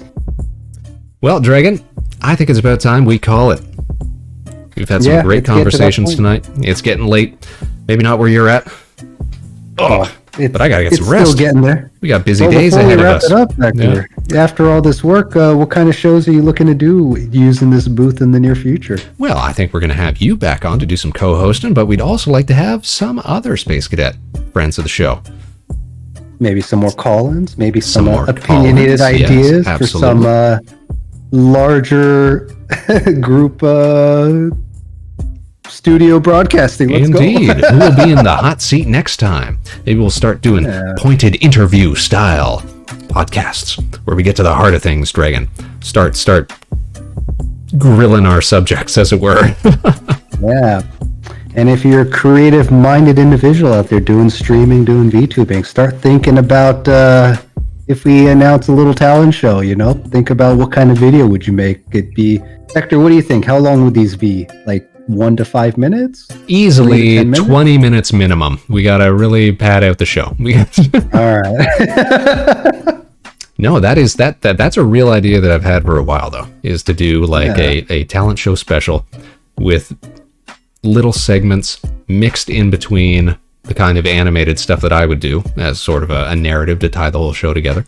It's something that I think would really work during like the spring or summer or something like that. So definitely look forward to it. It's something I'm going to be expanding upon and trying to get going into the next year once we get all this other stuff off of our plate first, of course. Very cool. Well, if you guys would like to see that, drop some ideas on Vector's page, slide into his DMs and be like, do it. And, that's right, Space Cadets. And of course, if you're tuning in for the first time tonight, don't forget, you can always check out our schedule and follow us over on Twitter, YouTube, right here on Twitch. Become a Space Cadet today. Improve your life. You get to hang out with folks like myself, Dragon, super cool, virtual space-themed streamers. What's not to love? Wait until I charge to 100%. I'm only operating at 50% capacity right now. That's good enough for this show. Yeah. But yeah, there it is in the chat. Check it out. And I will be more than glad to jump in again, do a little chit-chat, talk about some ideas. Maybe there's something trending online that we can share our thoughts about, or maybe even... we'll talk about it. We'll think about it. Only the most serious business here on the show. Yeah. Serious business. Get your shenanigans out of here, Hector. We all know that you have nothing but funny bones. Nothing but funny bones. Yes, tiny little funny bones. Another quick shout out for Dragon as we take off for the night, Space Cadets. So, of course, as we always like to say here on the show, I want to thank each and every one of you Space Cadets for tuning in tonight, wherever and whenever you are. Now you can join us again on Friday. We're actually going to be streaming with Dragon and with Rig and with Hero King Soul. We're going to be playing some Halo Infinite, getting into that new winter-themed update that's just dropped this week. Going to be checking out new maps, new modes, lots of cool stuff. Until then, of course, Space Cadets, no matter what life throws your way, good luck and Godspeed from all of us here at Harbor Station. We'll catch you on the other side, Space Cadets. Now stick around for the raid, because we're about to send you off for some more great content for your evening. Take care, everybody, and we'll see you again real soon.